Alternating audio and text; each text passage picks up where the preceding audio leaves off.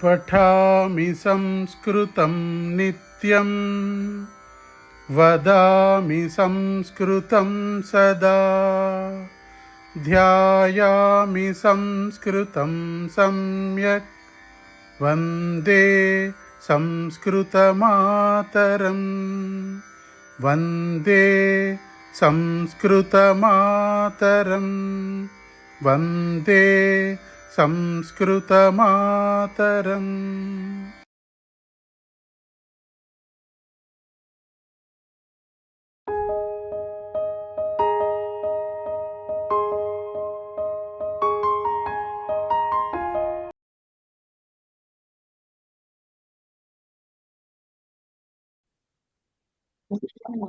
हे मन्त्रः पठामि संस्कृतं नित्यं वदामि संस्कृतं सदा ध्यायामि संस्कृतं सम्यक् वन्दे संस्कृतमातरं संस्कृतस्य प्रसाराय नैजं सर्वं ददाम्यहं संस्कृतस्य सदा भक्तो वन्दे संस्कृतमातरं संस्कृतस्य कृते जीवन् संस्कृतस्य कृते यजन् आत्मानमाहुतं मन्ये वन्दे संस्कृतमातरं वन्दे संस्कृतमातरं।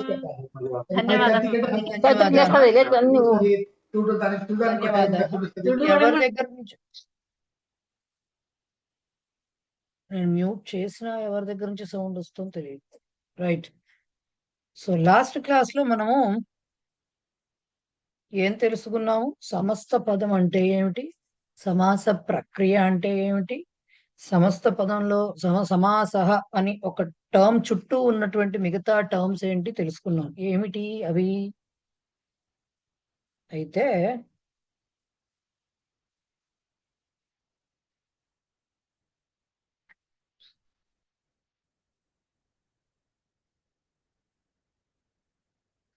సో సమస్త పదం అంటే ఏంటి? అనేక పదానాం అర్థానుగుణం ఏకపదీభవన ప్రక్రియ. ఓకే, ఏమిటి అంటే అర్థం మనం ఏం చెప్పుకున్నాము? కొన్ని పదాలు కొన్ని పర్టికులర్ కండిషన్స్ లో కలిసి ఒక డిఫరెంట్ మీనింగ్ ని ఇస్తూ ఉంటాయి. అర్థవంతంగానే కలవాలి, అర్థానుగుణంగానే కలవాలి సమ పదాలు. సో అలా కలిసినప్పుడు అవి కలిసి ఒక పదముగా ఏకపదీభవన ప్రక్రియ, ఒక పదముగా ఏర్పడడాన్ని సమాస ప్రక్రియ అంటారు. తత్ ఏకపదం సమస్త పదం ఇది ఉచ్యతే. ఆ ఒక ఏర్పడినటువంటి ఆ పదాన్ని ఏమంటారు? సమస్త పదము అంటారు. ఓకే, సమస్త పదం అంటారు. దీని తర్వాత వచ్చిన మాట ఏంటి మనకి? దాని అర్థాన్ని వివరించేటట్టు వంటి వాక్యము ఏదైతే ఉందో దాన్ని విగ్రహ వాక్యం అంటారు. సమస్త పదస్య అర్థ వివరణ వాక్యం, ఇట్ ఈస్ కాల్డ్ విగ్రహ వాక్యం ఆర్ సింప్లీ విగ్రహ అని కూడా అంటారు. రైట్. దీని తర్వాత దీంట్లో చెప్పుకుని ఇంకొక మాట ఏంటి? ఉదాహరణ దశరథ పుత్ర అని గనక సమాస్త పదం తీసుకుంటే దశరథ అనే శబ్దము, పుత్ర అనే శబ్దము రెండు కూడా ఒక రకమైన అర్థముతో కలవాలని చెప్పి కలిసి అర్థానుగుణంగా ఒక పదం ఏర్పడి ఈ దశరథ పుత్ర అనేది Rama or Lakshmana or Bharata or Shatrughna ఎవరినైనా కూడా రిఫర్ చెయ్యొచ్చు అనేది అనుకున్నాము. సో దశరథ పుత్ర అనేది ఇలా ఏకపదంగా ఏర్పడటం అనే సమస్త పదం అయితే దాన్ని వివరించి దశరథస్య పుత్ర దశరథ పుత్ర అని చెప్పటం ఏదైతే ఉందో దాన్ని విగ్రహవాక్యం అంటారని తెలుసుకున్నాము లాస్ట్ క్లాస్ లో. ఇది మీకు సమస్త పదం గురించి తెలుసుకోవాలన్నప్పుడు ఫస్ట్ ఏంటంటే ఈ సమస్త పదము తింగంతాల మధ్యలో జరగదు, కేవలం సుబంతాల మధ్యలో జరుగుతుంది. ఈ పాటికి సుబంతాలు, తింగంతాలు, కృదంతాలు ఇలాంటి వాటికి అర్థం ఏమిటో తెలిసి ఉండాలి. తింగంతాహ అంటే ఏంటి అర్థం? తింగంత శబ్దాలంటే లకార శబ్దాలు. లకార మనం ఏవైతే చదువుకున్నామో 10 ఏవైతే ఉన్నాయో లకారాలన్నీ కూడా క్రియాపదాలు తింగంత శబ్దాలు అవుతాయి. తింగ్ ప్రత్యయ అంత శబ్దాలు తింగంతాలు అవుతాయి. సుప్పు ప్రత్యయాంత శబ్దాలు సుబంతాలు అవుతాయి. అంటే నామవాచక పదాలు మనం ఏవైతే 7 విభక్తుల్లో చదువుకుంటున్నామో అవన్నీ కూడా సుబంతాలు అవుతాయి. సమస్త పదం ఎప్పుడూ కూడా సమాస ప్రక్రియ అనేది సుబంతాల మధ్యలో జరుగుతుంది తప్ప తింగంతాల మధ్యలో జరగదు. ఓకే. ద్వయోః పదయోః బహూనాం పదానాంచాపి భవతి. ప్రస్తుతం కొంత లెవెల్ వరకు కూడా 2 పదాల మధ్యలో మాత్రమే జరుగుతాయి. కానీ ఏమంటారు, ఈ మన రఘువంశం శ్లోకాలు వస్తాయి, అన్వయ రచన అని చెప్పుకున్నాం కదా, దాంట్లో మాత్రం ఒకటేం కర్మం, రెండేం కర్మం, 4, 5 పదాలు కూడా కలిసి మీకు సమస్త పదాలు ఇంట్రొడ్యూస్ అయిపోతాయి. బట్ బేసిక్ గా 2 పదాల మధ్యలోనే కాదు, చాలా పదాల మధ్యలో కూడా సమాసం జరగడానికి అవకాశం ఉంది అని చెప్పారు. అండ్ అలా జరిగినప్పుడు ఎలా విగ్రహాలు చెప్పుకుంటాం, సమాస నిర్ధారణ ఎలా చేస్తాం అనేవి ఆయా ఇవి వచ్చినప్పుడు మనం తెలుసుకుందాము. రైట్. ఇప్పటికి దీంట్లో ఫస్ట్ లెసన్ లోకి సంబంధించి మీకు ఏమైందంటే, ఈ సమాసాల గురించి ఓన్లీ జస్ట్ సమాసం అంటే ఏంటి అని మాత్రమే జస్ట్ డిఫైన్ చేసి దాని యొక్క టర్మినాలజీ మాత్రమే ఇచ్చారు, పరిభాష మాత్రమే ఇచ్చారు. దాంట్లో రకాలు ఏమిటి, వాటికి సంబంధించి ఎగ్జాంపుల్స్ ఏంటి, వాటికి ఎట్లా రాయాలి విగ్రహ వాక్యాలు, అవన్నీ రెండో పాఠం నుంచి బిగిన్ అవుతాయి. అయితే కొన్నింటికి మాత్రం కొంచెం జస్ట్ ఇట్లా ఉంటాయి సమాసాలు, వాటికి విగ్రహ వాక్యాలు అంటే ఇలా రాస్తాము అని చెప్పారు పుస్తకంలో. చూడండి పుస్తకం ఎన్నో పేజీ అంటే తెలుగు మీడియం పుస్తకంలో అయితే 6 అయితే ఏదేదో ఫస్ట్ లెసన్ లో ఫస్ట్ 10 వాక్యాలు అయిపోయి దాని గురించి కిందని ఇచ్చారో దాని పక్కన ఉదాహరణలు అని ఇచ్చారు. ఇక్కడ లేని వాళ్ళు, పుస్తకం లేని వాళ్ళు కూడా కొంతమంది ఉన్నారు కాబట్టి ఐ గెస్ నేను మళ్ళీ దాన్ని ఓపెన్ చెయ్యాలి. మోదీ నమస్కారం. మోదీ నమస్తే అండి.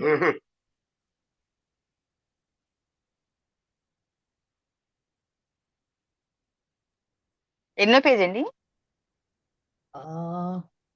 ఎన్నో పేజ్ సరే, అసలు పుస్తకం ఏమైపోయింది, లెసన్ పంపించాగా నేను గ్రూప్ లో. పేజ్ నెంబర్ 6 గమనించలేదు. 6 మామూలుగా అయితే 6.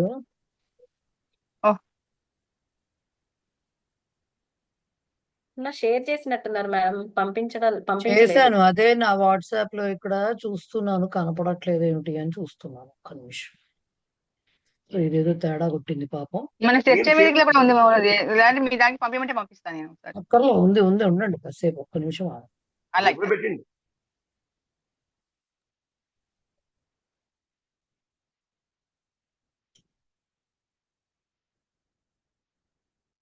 ఇది పరిచయం.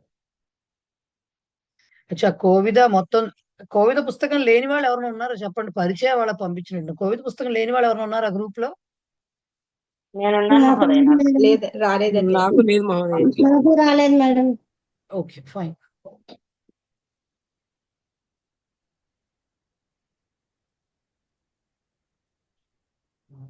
మీది మొత్తం టెక్స్ట్ బుక్ కదా, నేను అలా వెతకట్లేదు, మీది ఇది వెతుకుతున్నాను నేను కూర్చుని. అది సమస్య అక్కడ వచ్చింది.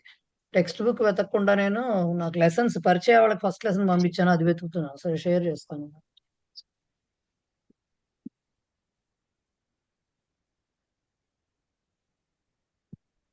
సో ఇదిగో ఇది లెసన్. ఎవరన్నా మ్యూట్ లో లేకపోతే అందరూ మ్యూట్ చేసేసుకోండి ఒకసారి. సో దీంట్లో మనం ఇక్కడికి వచ్చిన తర్వాత ఈ లెసన్ లో మనం ఎక్కడ ఇవన్నీ అయిపోయిన తర్వాత దీని తర్వాత అది చూస్తాం అనమాట. ఇప్పుడు ఇక్కడ కొన్ని పైన ఇక్కడ కొన్ని ఇచ్చారు. ఎగ్జాంపుల్ కి ఇలా సమాసాలకు ఎప్పుడు ఇలా ప్లస్లు పెట్టి రాయమండి, వాళ్ళకి జస్ట్ 2 పదాలు ఉన్నాయి, ఆ 2 పదాలు కలిసి ఇలా ఏర్పడ్డాయి అని చెప్పడానికి మాత్రమే ఆ నోటేషన్ యూజ్ చేశారు. కానీ ప్లస్లు మైనస్లు సంధికి రాసినట్టు రాయం మనం ఇక్కడ. సో దశరథ పుత్ర 2 పదాలు కలిసి దశరథ పుత్ర, దశరథుని యొక్క పుత్రుడు అని ఏర్పడిందని, అలాగే నీలమేఘ నల్లనైన మేఘము అని చెప్పడానికి ఇట్లా ఏర్పడిందని, 5 పాండవులు పంచ పాండవాహ అనేది కూడా సమస్త పదమేనని, అలాగే రామ లక్ష్మణం రాముడు మరియు లక్ష్మణుడు, రామ లక్ష్మణ 2 పదాలు కలిసి వచ్చాయని, అలాగే పుస్తక హస్త పుస్తకం చేతిలో ఉన్నవాడు అని చెప్పారు, ఉన్నది పుస్తక హస్త అయితే. ఇలాగ మనకి రకరకాలుగా వస్తాయని చెప్పారు. లాస్ట్ది ఉపవృక్షం అంటే చెట్టు దగ్గర అనేటటువంటిది ఒక సమాసం ఉందని చెప్పారు. ఇవన్నీ కూడా డిఫరెంట్ సమాసాలు. ఓకే. సో ఇలా ఉంటాయి సమస్త పదాలు అని చెప్పటానికే, వాటి అర్థం ఇలా వివరిస్తాం మనం అని చెప్పటానికే ఈ ఎగ్జాంపుల్స్ ఇచ్చారు. అలాగే ఇంకొన్ని కూడా ఇచ్చారు. విగ్రహ వాక్యం ఎట్లా రాస్తాం సంస్కృతంలో అనేది.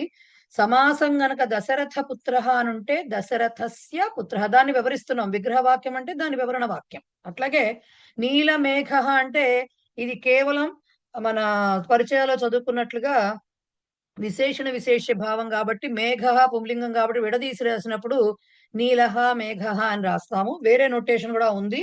ఆ సమాసం చెప్పుకున్నప్పుడు దాని గురించి మాట్లాడుకుందాం. అలాగే పంచ పాండవాహ, దీనిలో ఉన్న తమాషా ఇదే. పంచపాండవాహ కలిపి రాస్తే సమస్త పదం అవుతుంది, విడివిడిగా రాస్తే సమస్త పదం కాదు. ఇలాంటి ఎగ్జాంపుల్ కి మాత్రం, రైట్. రామ లక్ష్మణ ఒకేమో రామశ్చ లక్ష్మణశ్చ, రాముడును లక్ష్మణుడును అని చెప్పడానికి ఇలా విగ్రహ వాక్యం రాస్తాం దాన్ని. అలాగే పుస్తక హస్త అంటే పుస్తకం హస్తే యస్య సహ అని ఇలా రాస్తాం. అంటే పుస్తకము చేతిలో ఎవరికి ఉందో అతడు అని చెప్పడం అన్నమాట. మనం మామూలుగా తెలుగులో ఎలా చెప్తారంటే దీన్ని పుస్తకము చేతి యందు కలవాడు అని మాట్లాడతారు, ఆర్ కలది అని మాట్లాడతారు. దాన్నే సంస్కృతంలో హస్తే యస్య సహ ఆర్ యస్యాహ సా అలాగా మాట్లాడతారు అన్నమాట విగ్రహ వాక్యం రాసేటప్పుడు. అలాగే ఉపవృక్షం అంటే వృక్షస్య సమీపే, ఇందాక చెట్టు దగ్గర అని రాశారు కదా, దీన్ని ఎలా అర్థం వివరిస్తాము? వృక్షస్య సమీపే అని రాయాలి. జస్ట్ పేర్లు ఊరికే చెప్తాను, మళ్ళీ మనం డిఫరెంట్ గా చదువుకుంటాం కాబట్టి సెకండ్ లెసన్ నుంచి. దశరథస్య పుత్ర షష్ఠీ తత్పురుష సమాసం అంటారు. నీలహ మేఘ విశేషణ పూర్వపద కర్మధారయ సమాసం అంటారు. పంచపాండవాహ కూడా విశేషణ పూర్వపద కర్మధారయం అంటారు. ఎందుకంటారు అనేది తర్వాత పక్కన చెప్తాము. రామశ్చ లక్ష్మణశ్చ ద్వంద్వ సమాసం అని అంటారు. పుస్తకం హస్తే యస్య సహ, కలది కలవాడు తెలుగులో గుర్తు తీసుకుంటే ఎవరికైనా చదివింది గుర్తుంటే బహువ్రీహి సమాసం అంటారు దాన్ని. అలాగే వృక్షస్య సమీపే, ఇది ఉప అనే దానికి అర్థాన్ని వివరిస్తూ ఉంటుంది. ఉప అనేది అవ్యయము, సో దీన్ని అవ్యయీభావ సమాసం అంటారు. ఇవన్నీ కూడా మనము తత్పురుష కర్మధారయ, ఇవన్నీ కూడా బహువ్రీహి అవ్యయీభావ, ద్వంద్వము, ఇవన్నీ కూడా ద్విగు, ఇవన్నీ కూడా మనము ఒక్కొక్క లెసన్ లో ఒక్కొక్కటి చొప్పున చదువుకుంటూ, దాంట్లో మళ్ళీ ప్రభేదాలు ఉంటాయి, దాంట్లో మళ్ళీ వెరైటీస్ ఉంటాయి, అవన్నీ కూడా ఒక్కొక్కటి చదువుకుంటాం. బేసిక్ గా వాళ్ళు చెప్పదలుచుకుంది ఏంటంటే ఇలా రెండు గాని అంతకంటే ఎక్కువ పదాలు గాని అర్థవంతముగా కలుస్తాయి, ఒక మాట ఏర్పడుతుంది, దాన్ని సమస్త పదం అంటారు. దాన్ని అర్థాన్ని ఇలా వివరిస్తాము, విడిగా వాక్యంలాగా రాస్తాము, దాన్ని విగ్రహ వాక్యం అంటారు అని వాళ్ళు చెప్పదలుచుకున్నారు అనమాట. సో దానికే ఏం చెప్పారు, ఒక చిన్న శ్లోకం ఇచ్చి, ఇలాంటి శ్లోకాలు మనం ఆల్రెడీ చాలా చదివాం కూడాను, దాంట్లో ఎలా ఉన్నాయి శ్లోకంలో సమస్త పదాలు ఎలా కనపడతాయి, వాటికి ఎలా రాస్తాము అనేవన్నీ కూడా ఇలా చెప్పుకుంటూ వచ్చారనమాట. శ్లోకార్థేన ప్రవక్ష్యామి యదుక్తం గ్రంథ కోటిభిః పరోపకార పుణ్యాయ పాపాయ పరపీడనం. శ్లోకార్థేన ప్రవక్ష్యామి, ఒక హాఫ్ శ్లోకంతోనే, శ్లోకంలో సగభాగంతోనే చెప్పదలుచుకున్నాను. ఏమిటి? యదుక్తం గ్రంథ కోటిభిః, కోట్ల కొలది గ్రంథాల చేత ఏదైతే చెప్పబడిందో అది కేవలం ఒక శ్లోకంలోని సగభాగం చేత చెప్పదలుచుకున్నాను నేను. ఏమిటది?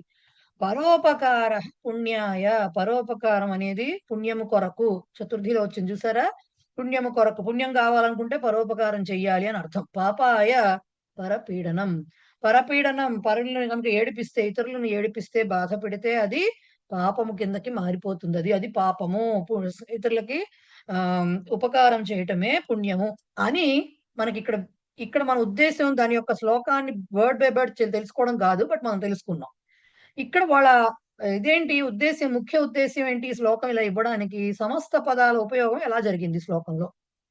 శ్లోకార్థేన అనుంది, అలాగే గ్రంథ కోటిభిః అనుంది, అలాగే పరోపకార ఉంది, అలాగే పరపీడనం అనుంది. ఇవన్నీ కూడా చూస్తే మీరు ఒక మాటతో వచ్చినవి కాదు. ఇప్పుడు ప్రవక్ష్యామి, ఎత్ ఉక్తం, ఇవన్నీ ఒక్కొక్కటి, పుణ్యాయ పాపాయ ఇవన్నీ సింగిల్ మాటలు. కానీ శ్లోకార్థేన అనేది ఒక మాట కాదు, రైట్. శ్లోకం అనే మాట వినబడుతోంది, దాంట్లో అర్థం అంటే హాఫ్, అర్థం నాట్ అర్థం, ఓకే. అర్థం అంటే హాఫ్, సగభాగం అనే వినబడుతోంది. రెండు కలిసి శ్లోకార్థేన అనే పదం ఏర్పడుతోంది అక్కడ. అది కూడా శ్లోకార్థేన అన్నారంటే అర్థం ఏమిటి? దాంట్లో తృతీయ విభక్తి కనబడుతోంది మళ్ళీ అక్కడ. అలాగే గ్రంథ కోటిభిః అంటున్నారు, గ్రంథం అనే మాట కనబడుతోంది, కోటి అనే మాట వినబడుతోంది, మళ్ళీ భిహి అనుకుంటూ మనకి తృతీయ బహువచనం కనపడుతోంది దాంట్లో. అలాగే పరోపకార ప్రథమా విభక్తి కనబడుతోంది మొత్తానికి, కానీ పర అనే ఒక మాట కనబడుతోంది, ఉపకార అనే మాట కూడా వినబడుతోంది, కనబడుతోంది, రైట్. అలాగే పరపీడనంలో అయితే డైరెక్ట్ కనపడుతుంది. పర అనే ఒక మాట, పీడనం అనే ఒక మాట. మరి ఇవి డిఫరెంట్ 2 మాటలు ఉన్నప్పుడు 2 కలిపి ఒకటి పదంగా ఎలా రాశారు అంటే అక్కడ సమస్త పదం ఏర్పడిందన్నమాట. అది ఎలా ఏర్పడింది సమస్త పదాలు? అవి ఎలా ఏర్పడ్డాయి 4ను అంటే ఇలాగా. శ్లోకార్థము అంటే శ్లోకము యొక్క అర్థము. శ్లోకస్య అర్థః శ్లోకార్థః అవుతుంది. మరి ఇక్కడ ఇచ్చిన పదం ఏమిటి? శ్లోకార్థేన అని ఇచ్చారు. అంటే అది తృతీయలో ఉంది ఏకవచనంలో. సో శ్లోకస్య కానీ మనం విగ్రహ వాక్యం చెప్పుకునేప్పుడు ఎప్పుడూ కూడా ప్రథమ విభక్తిలోనే చెప్పాలి. ఆ సమస్త పదం ఏ విభక్తిలో ఏ వచనంలో అయినా ఇచ్చుండొచ్చు గాక. కానీ మనం ప్రథమ విభక్తి ఏకవచనం ఆర్ బహువచనంలో చెప్పుకోవాలి. ఒకవేళ బహువచనంలో ఇస్తే. ఏ విభక్తిలో సమస్త పదం ఉన్నా మొట్టమొదట విగ్రహ వాక్యం చెప్పుకునేప్పుడు దాని యొక్క ప్రథమ విభక్తి రూపం చెప్పి దాని తాలూకు విభక్తిని పక్కన ఇక్కడ తేన అని రాశారు చూశారు, అలా పక్కన రాయాలి. తేన ఎందుకు రాశారు? శ్లోకస్య అర్థః శ్లోకార్థః అవుతుంది. అది ప్రథమ విభక్తిలో ఉంటుంది. ఉంటుంది కాదు, ఉన్నది అలాగే చెప్పాలి. కానీ ఇక్కడ మనకి ఇచ్చిన పదం ఏమిటి? శ్లోకార్థేన అంటే మరి ఇక్కడ ఈ తృతీయ విభక్తిని ఎలా చెప్పాలి అంటే తద్ శబ్ద రూపాలతోటి ఆ యొక్క తృతీయ విభక్తిని చెప్పాలి. ఎలా ఎంచుకోవాలి తద్దు కూడా? ఈ శ్లోకార్థ అనేది ఏ లింగంలో ఉందో, ఏ వచనంలో ఉందో గమనించి ఏ విభక్తిలో ఉందో దాన్ని పెట్టాలి ఇక్కడ. శ్లోకార్థ అనేదేమో పుంలింగం. ఓకే, తృతీయ ఏకవచనంలో ఉంది కాబట్టి తత్శబ్దం యొక్క పుంలింగ తృతీయ ఏకవచనం తోటి పక్కన శ్లోకస్య అర్థః అంటే శ్లోకార్థ అనే పదం ఏర్పడుతుంది. దాని యొక్క తృతీయ విభక్తిని పక్కన తేన అనే పదంతో యాడ్ చేసి మొత్తం పదానికి శ్లోకార్థేన అనేటటువంటి ఇది ఇస్తామన్నమాట. సిమిలర్లీ గ్రంథ కోటిభిః అని ఉంది. మనకు కావాల్సింది కోటిభిః అంటే హరిభిః లాగా వినబడుతోంది. అంటే ఏం రావాలి? కోటయః హరయః హరిః హరి హరయః బహువచనంలో వచ్చింది కాబట్టి ఇది ప్రథమ బహువచనం రావాలి. హరయః. ఇక్కడ హరి శబ్దం కూడా కాదు, అది కోటిః అనేది స్త్రీలింగ శబ్దం అవుతుంది కాబట్టి మతి శబ్దంలా వస్తుంది. మతయః లాగా అన్నమాట. మతి మతి మతయః. సో గ్రంథానాం కోటయః గ్రంథ కోటయః అవుతుంది. కోట్ల కొలది గ్రంథాలు వేటికి సంబంధించినవి? కోట్ల కొలది కోటి సంఖ్య దేనికి సంబంధించినది? గ్రంథములకు సంబంధించినది కాబట్టి గ్రంథానాం అని షష్ఠీ విభక్తి రాయాలి. అక్కడ కోటిభిః వచ్చింది కాబట్టి ఒక గ్రంథంతో ఏర్పడదు కాబట్టి గ్రంథస్య కోటయః అని రాయకూడదు. కోట్లు ఉన్నాయంటే బహువచనం కాబట్టి ఇది గ్రంథానాం కోటయః అని మాత్రమే రాయాలి. సో గ్రంథానాం కోటయః ఇది ఏమవుతుంది? గ్రంథ కోటయః అనేటటువంటి ఒక పదం వస్తుంది, సమస్త పదం. కానీ మనకి శ్లోకంలో ఉన్నదేంటి? కోటిభిః ఉంది. అంటే ఈ తృతీయ బహువచనాన్ని దీనికి పక్కన యాడ్ చెయ్యాలి. ఎలా యాడ్ చేస్తాము? ఈ గ్రంథ కోటయః అనే పదం స్త్రీలింగ పదం కాబట్టి తత్శబ్దము యొక్క స్త్రీలింగ తృతీయ బహువచనం తాభిః తయా తాభ్యాం తాభిః. సో పక్కన తాభిః రాస్తే అప్పుడు గ్రంథ కోటిభిః అనేటటువంటి మాట ఏర్పడుతుంది. ఓకే, మిగతావి 2 కేవలం ప్రథమ విభక్తిలో ఉన్నాయి కాబట్టి ఈ పక్కన తత్శబ్ద రూపాలు రావు వాటికి. ఎప్పుడైతే వేరే విభక్తిలో ఉందో అప్పుడే తత్శబ్ద రూపాలు పక్కన విభక్తి రూపంలో వస్తాయన్నమాట. సో మిగతావి 2 పరోపకారః అంటే ఇతరులకు ఉపకారము, ఇతరులకు సంబంధించి ఉపకారము కాబట్టి పరశబ్దానికి అన్య శబ్దము సర్వశబ్దం ఇవన్నీ ఒకలాగానే వస్తాయి కాబట్టి పరేషాం అనే రూపం వస్తుంది షష్ఠీ బహువచనంలో. సో పరేషాం ఉపకారః పరోపకారః. సిమిలర్లీ పరేషాం పీడనం పరుల యొక్క పీడనము, పరేషాం పీడనం పరపీడనం అవుతుంది. ఇవి ప్రథమ విభక్తిలోనే ఉన్నాయి కాబట్టి వీటికి పక్కన ఇంకా తత్శబ్ద రూపాలు రావు, అక్కడతో అయిపోతుంది అన్నమాట. సో గుర్తుపెట్టుకోవాల్సింది ఏంటి? సమస్త పదం అనంగానే కేవలం ఎప్పుడూ కూడా ప్రథమ విభక్తి ఏకవచనంలోనే ఉంటుంది అనుకోరాదు. మనకి ఇవ్వచ్చు ఎగ్జామ్స్ లో ఇచ్చేది ఒక్కొక్క వర్డ్ కాబట్టి అది ఇస్తే ఇవ్వచ్చు. కానీ ఇన్ జనరల్ మనం చదువుకునేప్పుడు గద్యం ఆర్ పద్యంలో ఇవన్నీ కూడా విభక్తులతో అటాచ్ అయ్యి వస్తూ ఉంటాయి. సో విభక్తులతో వచ్చినా సరే సమస్త పదము విగ్రహ వాక్యం మాత్రం ఎల్లవేళలా ప్రథమ విభక్తిలోనే రాయాలి. ప్రథమా విభక్తి రూపానికే రాసి దాని తాలూకు విభక్తి ఏదైతే ఉంటుందో అది ఆ ఏర్పడినటువంటి ప్రథమా విభక్తి సమస్త పదము ఏ లింగంలో ఉందో గమనించి, ఏ లింగంలో ఏ వచనంలో ఉంటుందో గమనించుకుని దాని తాలూకు తత్శబ్ద రూపాన్ని అక్కడ పక్కన కామా పెట్టి రాయాలి. అప్పుడే కంప్లీట్ గా దాని యొక్క విగ్రహ వాక్యం రాసినట్లు అవుతుంది. ఇవి నెమ్మదిగా తెలుస్తాయి వచ్చినప్పుడు. ఒక్కొక్క ఇది మన సమాసంలో ఒక్కొక్క సమాసం చదువుకుంటూ వెళ్తున్నప్పుడు మీకు అర్థమవుతాయి. ఇప్పటి వరకు అర్థమైందా చెప్పింది? ఏమన్నా డౌట్స్ ఉంటే హ్యాండ్స్ రైజ్ చేయండి.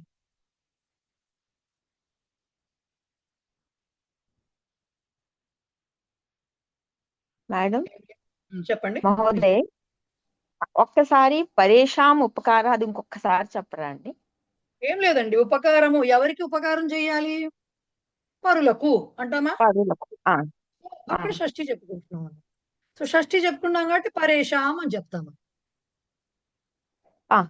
మహోదయ్, పరోపకార అంటే అక్కడ మనకి చతుర్థి కూడా రావచ్చు కదా మహోదయ్, పరుల కొరకు అంటాం కదా. ఇక్కడ ఉపకారం ఎవరు, అదే నేను అంటున్నా, ఎప్పుడూ కూడా సందర్భం ఏంటి, సమాసం అనేది అర్థం బట్టి రాస్తాము. యూజువల్ గా ఉపకారము అంటే ఎవరికి అంటే బేసిక్ గా ఇంకా మీకు ఆ సమాసం రాలేదు కాబట్టి దాని తాలూకు నిబంధనలు తెలియవు కాబట్టి ప్రస్తుతానికి మీకు ఆ డౌట్స్ వస్తాయి. ఫలానా ఫలానా విభక్తులు రాయడానికి ఫలానా నియమాలు ఉన్నాయి. ఇప్పుడు చతుర్థి రాయకూడదు కొన్ని చోట్ల పంచమి ఇట్లా విభక్తులకు ఎట్లా అయితే నియమాలు ఉన్నాయో సమస్త పదంలో కూడా ఇవన్నీ తత్పురుష సమాసాలను వస్తాయి, సెకండ్ లెసన్ లో వస్తాయి. సో కొన్ని చోట్ల చతుర్థి షష్ఠియే రాయాలి. షష్ఠి రాసినప్పుడు షష్ఠి తత్పురుష సమాసమే అవుతుంది. అవి నెక్స్ట్ తత్పురుషంలో చెప్పుకున్నప్పుడు నెక్స్ట్ క్లాస్ అంతా తత్పురుషం, నెక్స్ట్ క్లాస్ నెక్స్ట్ లెసన్ లో తత్పురుష సమాసం చెప్పుకుంటాం. రైట్? ఎప్పుడు రెండు పదాలు. ఎస్ రావు గారు చెప్పండి. సమస్త పదానికి సమాసానం చేసేది ఎప్పుడు రెండు పదాలే. ఎట్ ఏ టైం రెండు తీసుకోవాలి అంతే, ఎట్ ఏ టైం రెండే తీసుకోవాలి. అది ఆ విషయం మనం 8th 9th లెసన్స్ లో గానీ తెలుసుకోం. అప్పటి వరకు మీకు బహుపది సమాసాలు రావు కాబట్టి. ఓకేనా? మహోదయ్, తత్శబ్దం ఇంకొకసారి ఎప్పుడు రావాలో ఒకసారి చెప్పండి, ఎప్పుడు వాడాలి? విభక్తి సమస్త పదము విభక్తితో కూడి ఉంటే అప్పుడు. ఇప్పుడు పరోపకార కానీ పరపీడనం కానీ వీటికి విభక్తి లేదు, అవి కేవలం ప్రథమా విభక్తిలో ఉన్నాయి. కానీ శ్లోకార్థేన గ్రంథ కోటిభి ఇవన్నీ కూడా విభక్తితో కూడున్నాయి. విభక్తితో ఉన్నప్పుడు విగ్రహవాక్యం ఎప్పుడు కూడా వేరే విభక్తిలో రాయకూడదు, కేవలం ప్రథమా విభక్తిలోనే రాయాలి. ప్రథమా విభక్తిలో రాయడం అంటే ప్రథమా విభక్తి సమస్త పదం ప్రథమా విభక్తి కోసమే రాయాలి. దానికి మరి విభక్తి ఉంటుంది. అక్కడ విభక్తి ఉన్నప్పుడు దాన్ని ఎలా చెప్పాలి అంటే తత్శబ్ద రూపంతో చెప్పాలి. ఓకేనా? అలాగే మహోదయ్. రైట్. ఇంకా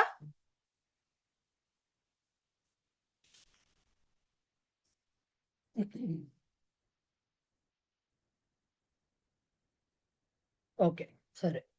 ఇకపోతే మీకు దీని తర్వాత టాపిక్ ఎక్సర్సైజ్ మనం నెక్స్ట్ క్లాస్ లో చేసుకుంటాం. ఆబ్వియస్ గా మనకి ఇంకా లెసన్ అవ్వలేదు కాబట్టి. దీని తర్వాత టాపిక్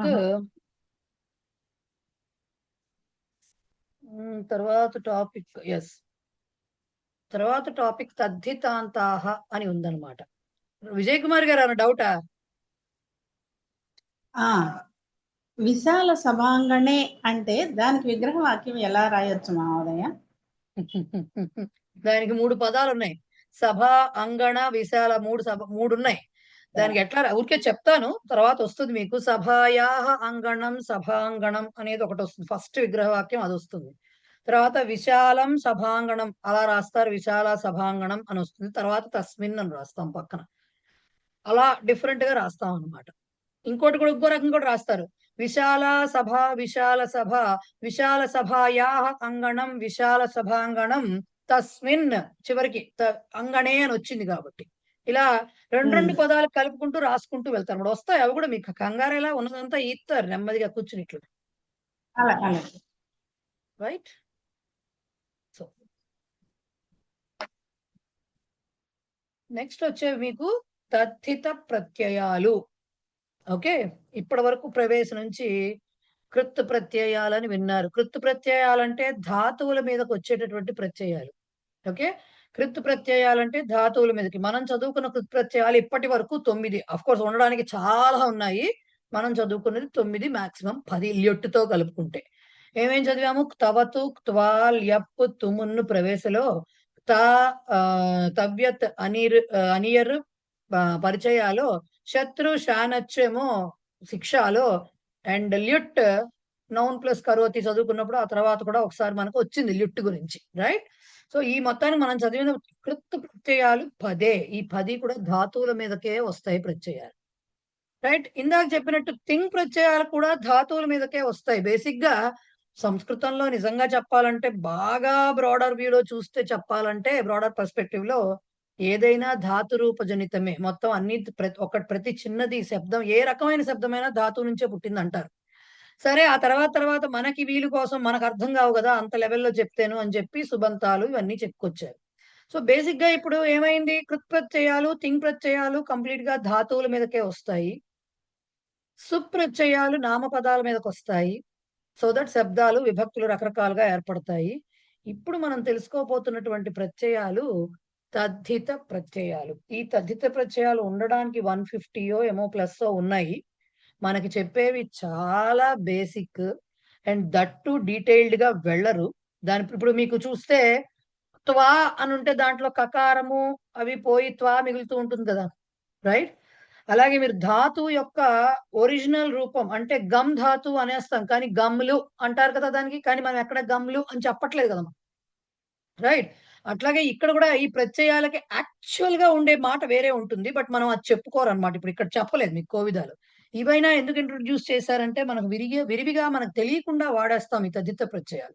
అదే జస్ట్ ఐడియా కోసం తద్ధిత ప్రత్యయాలు అనేవి ఉంటాయని చెప్తున్నారు. వాళ్ళే దానికోసమని పుస్తకంలో ఈ పాఠంలోనే ఈ తద్ధిత ఎక్స్‌ప్లనేషన్ తర్వాత చెప్పారు. దీని గురించి అతిగా ఆలోచించకండి.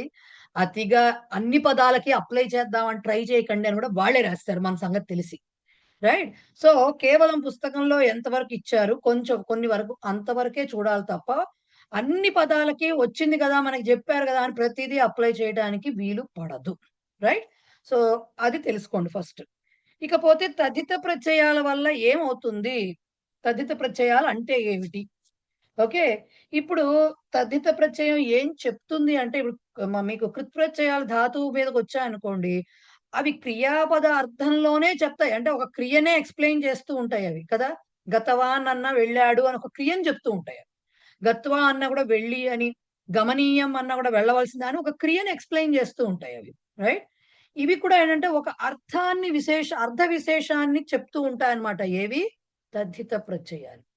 ఎలా చెప్తాయి అర్థ విశేషము అంటే, మీకు బాగా తెలిసిన మాటలు చెప్తాను. దాశరథిః అనే మాట విన్నారు. మనం బాగా వాడే మాట ఆంజనేయః అనే మాట విన్నారు, రైట్? ఆంజనేయః ఎలా వచ్చిందండి అనంగానే చెప్పేస్తారు. అంజనాదేవి పుత్రుడు కాబట్టి ఆంజనేయుడు వచ్చిందండి. మనకి తెలీదు. అంటే అది తద్ధిత ప్రత్యయం అంటారు దాన్నని మనకు తెలీదు. కానీ మనం ఏం చెప్పేసినాం? అంజనాదేవి పుత్రుడు కాబట్టి ఆంజనేయుడు అని. ఆ చెప్పటాన్నే సంస్కృతంలో తద్ధిత ప్రత్యయం అంటారు. అంజన అనే పేరు అంజనాదేవి పుత్రుడు. మామూలుగా అయితే అంజనాయాహ పుత్రః, అంజనా పుత్రః అనొచ్చుగా, ఇందాక దశరథ పుత్రః అన్నట్టుగా. దశరథ పుత్రః అనొచ్చుగా ఇప్పుడు కూడా. కానీ దాశరథి అని మళ్ళీ అదేదో ఎందుకంటున్నారు అంటే, అది సమస్త పదం కాదు. 2 పదాలు కనబడట్లా. దశరథ అనే ప్రాతిపదిక నుంచే వస్తోంది ఎక్కడి నుంచో. కానీ మార్పు చెందింది. ఇప్పుడు దశరథ పుత్రః అని మీరు అంటున్నప్పుడు ఏమవుతోంది అక్కడ? దశరథ అనే మాట వినబడుతోంది, పుత్ర అనే మాట, 2 మాటలు వినబడుతున్నాయి. వినబడి అవి ఒక రకమైన సంబంధంలాగా కలుసుకున్నాయి అవి. సో 2 వినబడుతున్నాయి, కానీ 2 కలిసి ఒక పదంగా కనపడుతున్నాయి.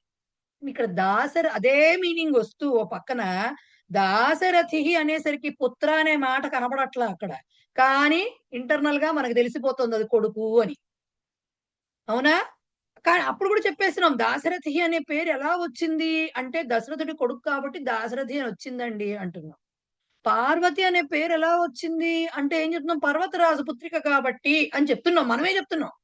ఎలా వచ్చింది అంటే, రైట్? మనమే చెప్తున్నాం. ఎలా చెప్తున్నాము అంటే, తెలుగులో దానికి మనం చెప్పలేకపోవచ్చు కానీ ఇవన్నీ సంస్కృత పదాలే కదా మరి. సో అవన్నీ అక్కడి నుంచి వచ్చాయన్నమాట.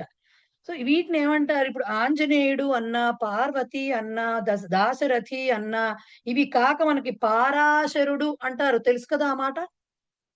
పరాశర మహర్షి కుమారుడు. శౌరి అంటారు కృష్ణుణ్ణి. సూర వంశంలో పుట్టినవాడు, సూర్యుడు అనే అతని వంశంలో పుట్టినవాడు. అసలు అంతవరకు ఎందుకు? వాసుదేవుడు అంటాం కృష్ణుణ్ణి. ఎక్కడి నుంచి వచ్చింది? వసుదేవుడు కుమారుడు కాబట్టి వాసుదేవుడు అని దీర్ఘం, ఏదో చిన్న చిన్న మార్పులు జరిగి ఆ పేరుకే ఆయన తండ్రి అయ్యాడు, ఈయన కొడుకు అయిపోయాడు. మరి ఇవన్నీ ఎలా వచ్చాయి అంటే వాటికి వాళ్ళు చెప్పింది ఏంటంటే, తండ్రి ఆర్ తల్లి ఆర్ వంశం, ఆ వంశం పేరు మీదైనా ఇక్ష్వాకు వంశంలో పుట్టాడు, ఈయన వంశోత్తముడు అంటారు కదా. సో అలా వంశంలో తీసుకున్నా గాని, వంశంలో ఏ పూర్వీకులో రాఘవ ఎగ్జాంపుల్ అదే. రాఘవ అన్నాం అనుకోండి, రాఘవుడన్నా రాముడే. కానీ రాఘవుడు ఎట్లా వచ్చింది ఆయనకి పేరు? ఆ మాటకు వస్తే రాఘవుడు అంటే రాముడే అవ్వక్కర్లేదు, ఎవరైనా అవ్వచ్చు. రామ భరత లక్ష్మణ శత్రుఘ్నులు కావచ్చు, వాళ్ళ పిల్లలు కుశలవులు కావచ్చు, ఎవరన్నా కావచ్చు. ఎందుకు వచ్చింది ఆ పేరు? రఘు మహారాజు వంశంలో పుట్టారు కాబట్టి వచ్చింది. రఘు మహారాజుకి డైరెక్ట్ కొడుకులు కాదు వీళ్ళు, రైట్? డైరెక్ట్ గా రాముడు వాళ్ళు డైరెక్ట్ గా కొడుకులు కారు, అయినా ఆ వంశంలో వచ్చారు, ఆ తరం జనరేషన్స్ కాబట్టి రాఘవ అనే పేరు వచ్చింది. సో ఇప్పుడు చెప్పదలుచుకుంది ఏంటి వాళ్ళు అంటే, సంతానము అంటే ఫలానా వారి యొక్క, అంటే ఫలానా ఆయన సంతానము, లేకపోతే ఫలానా ఆవిడ సంతానము, లేదంటే ఫలానా వంశంలో పుట్టారు వీళ్ళు అని చెప్పే అర్థములో వాడే కొన్ని ప్రత్యయాలు ఉన్నాయి. అంటే కొన్ని ప్రత్యయాలు అలా, అదొకటే కాదు, ఇదొక అర్థం అన్నమాట. రకరకాల అర్థాన్ని చెప్తూ ఉంటాయి. ఈ సంతానం అనే అర్థంలో చెప్పే ప్రత్యయాలు కూడా ఉంటాయి. అలాగే ఇంకొక అర్థం ఉంటుంది, భావం చెప్పే ప్రత్యయాలు ఉంటాయి. ఓకే, ఇలా కొన్ని కొన్ని ఉంటాయి అన్నమాట. వీటన్నిటినీ ఏమంటారు? తద్ధిత ప్రత్యయాలు అంటారు. ఈ తద్ధిత ప్రత్యయాలు రకరకాలు ఉన్నాయి, మనకి ఇచ్చే లిస్ట్ లో కొన్ని కొన్ని చెప్తారు, బాగా వైడ్లీ యూజ్డ్. సో అవి వీటి మీదకి రావడం వల్ల, నామపదాల మీదకి రావడం వల్ల ఏమవుతుందంటే, ఈ నామపదాల్లో చిన్న మార్పులు చోటు చేసుకుని అవి డిఫరెంట్ మీనింగ్ ని ఇస్తాయి, వేరే అర్థ విశేషాన్ని మనకి బోధిస్తాయి అన్నమాట. సో అలాంటి మన తద్ధిత ప్రత్యయాల్లో ఫస్ట్ లెసన్ లో మనం చదువుకునేవి 3 లెసన్స్ లో వస్తాయి ఇవి తద్ధిత ప్రత్యయాలు. ఫస్ట్ లెసన్ లో మనం చదువుకునేవి అపత్యార్థక తద్ధిత ప్రత్యయాలు. 2 minutes లో సెషన్ ఎండ్ అవుతుంది, మళ్ళీ జాయిన్ అవ్వాలి. కొత్త వాళ్ళకి కొంచెం అలవాటు అవడం కోసం నేను చెప్తున్నా ఈ మాట, రైట్? సో అపత్యార్థక తద్ధిత ప్రత్యయాః. ఏమిటి గోల? మనకేమో తెలియకని కాసేపు అదంటారు, కాసేపు ఇదంటారు. ఏం చెప్తున్నారు? ఏం లేదండి, అపత్యం అంటే సంతానం అని అర్థం. అపత్యం అంటే సంతానం, సంతతి అని అర్థం, రైట్? ఈ అపత్యం అనేవాళ్ళు, సంతానం అనేవాళ్ళు మగవాళ్ళు కావచ్చు, ఆడవాళ్ళు కావచ్చు. మగ సంతానం అవ్వచ్చు, ఆడ సంతానం అవ్వచ్చు కదా. సో ఒకవేళ పుత్రుడు గనక సంతానం అయితే అపత్యం పుమాన్ అంటారు, అంటే మగ సంతానం. పుమాన్ అంటే మగవాడు అని అర్థం. సో అపత్యం పుమాన్ అంటే మగ సంతానమని, అపత్యం స్త్రీ అంటే ఆడ సంతానమని అర్థం. ఓకే, సో ఈ అర్థాల్ని బోధించేటటువంటి ఏది అపత్యార్థకాలు అంటే సంతానము అనే అర్థంలో, ఫలానా ఆయన సంతానం, లేకపోతే ఫలానా ఆవిడ పిల్లలు, లేదంటే ఫలానా వంశంలో పుట్టారు అని చెప్పడానికి వాడేటటువంటి తద్ధిత ప్రత్యయాలని అపత్యార్థక తద్ధిత ప్రత్యయాలు అంటారు. ఇవి మనకి ఈ లెసన్ లో 4 చెప్పారనమాట. ఆ 4 ఏంటి అనేవి మనం చెప్పుకుంటాం. దాంట్లో ఫస్ట్‌ది దీంట్లో ఎండ్ అవుతుంది కాబట్టి 1 minute లో స్టార్ట్ అయ్యాక మళ్ళీ చెప్దాం. సో ఈ అపత్యార్థకాలే కాదు, తద్ధితాల్లో భావార్థకాలని, మత్వర్ధీయాలని ఇలా డిఫరెంట్ వస్తాయి. అవి ఏమిటో వచ్చేవి తర్వాత మనం చెప్పుకుంటాం. అవన్నీ తెలిసిన తర్వాత మీకే అనిపిస్తుంది, ఓహో ఇవన్నీ మనకు తెలియకుండానే వాడేసామే అని అనిపిస్తుంది.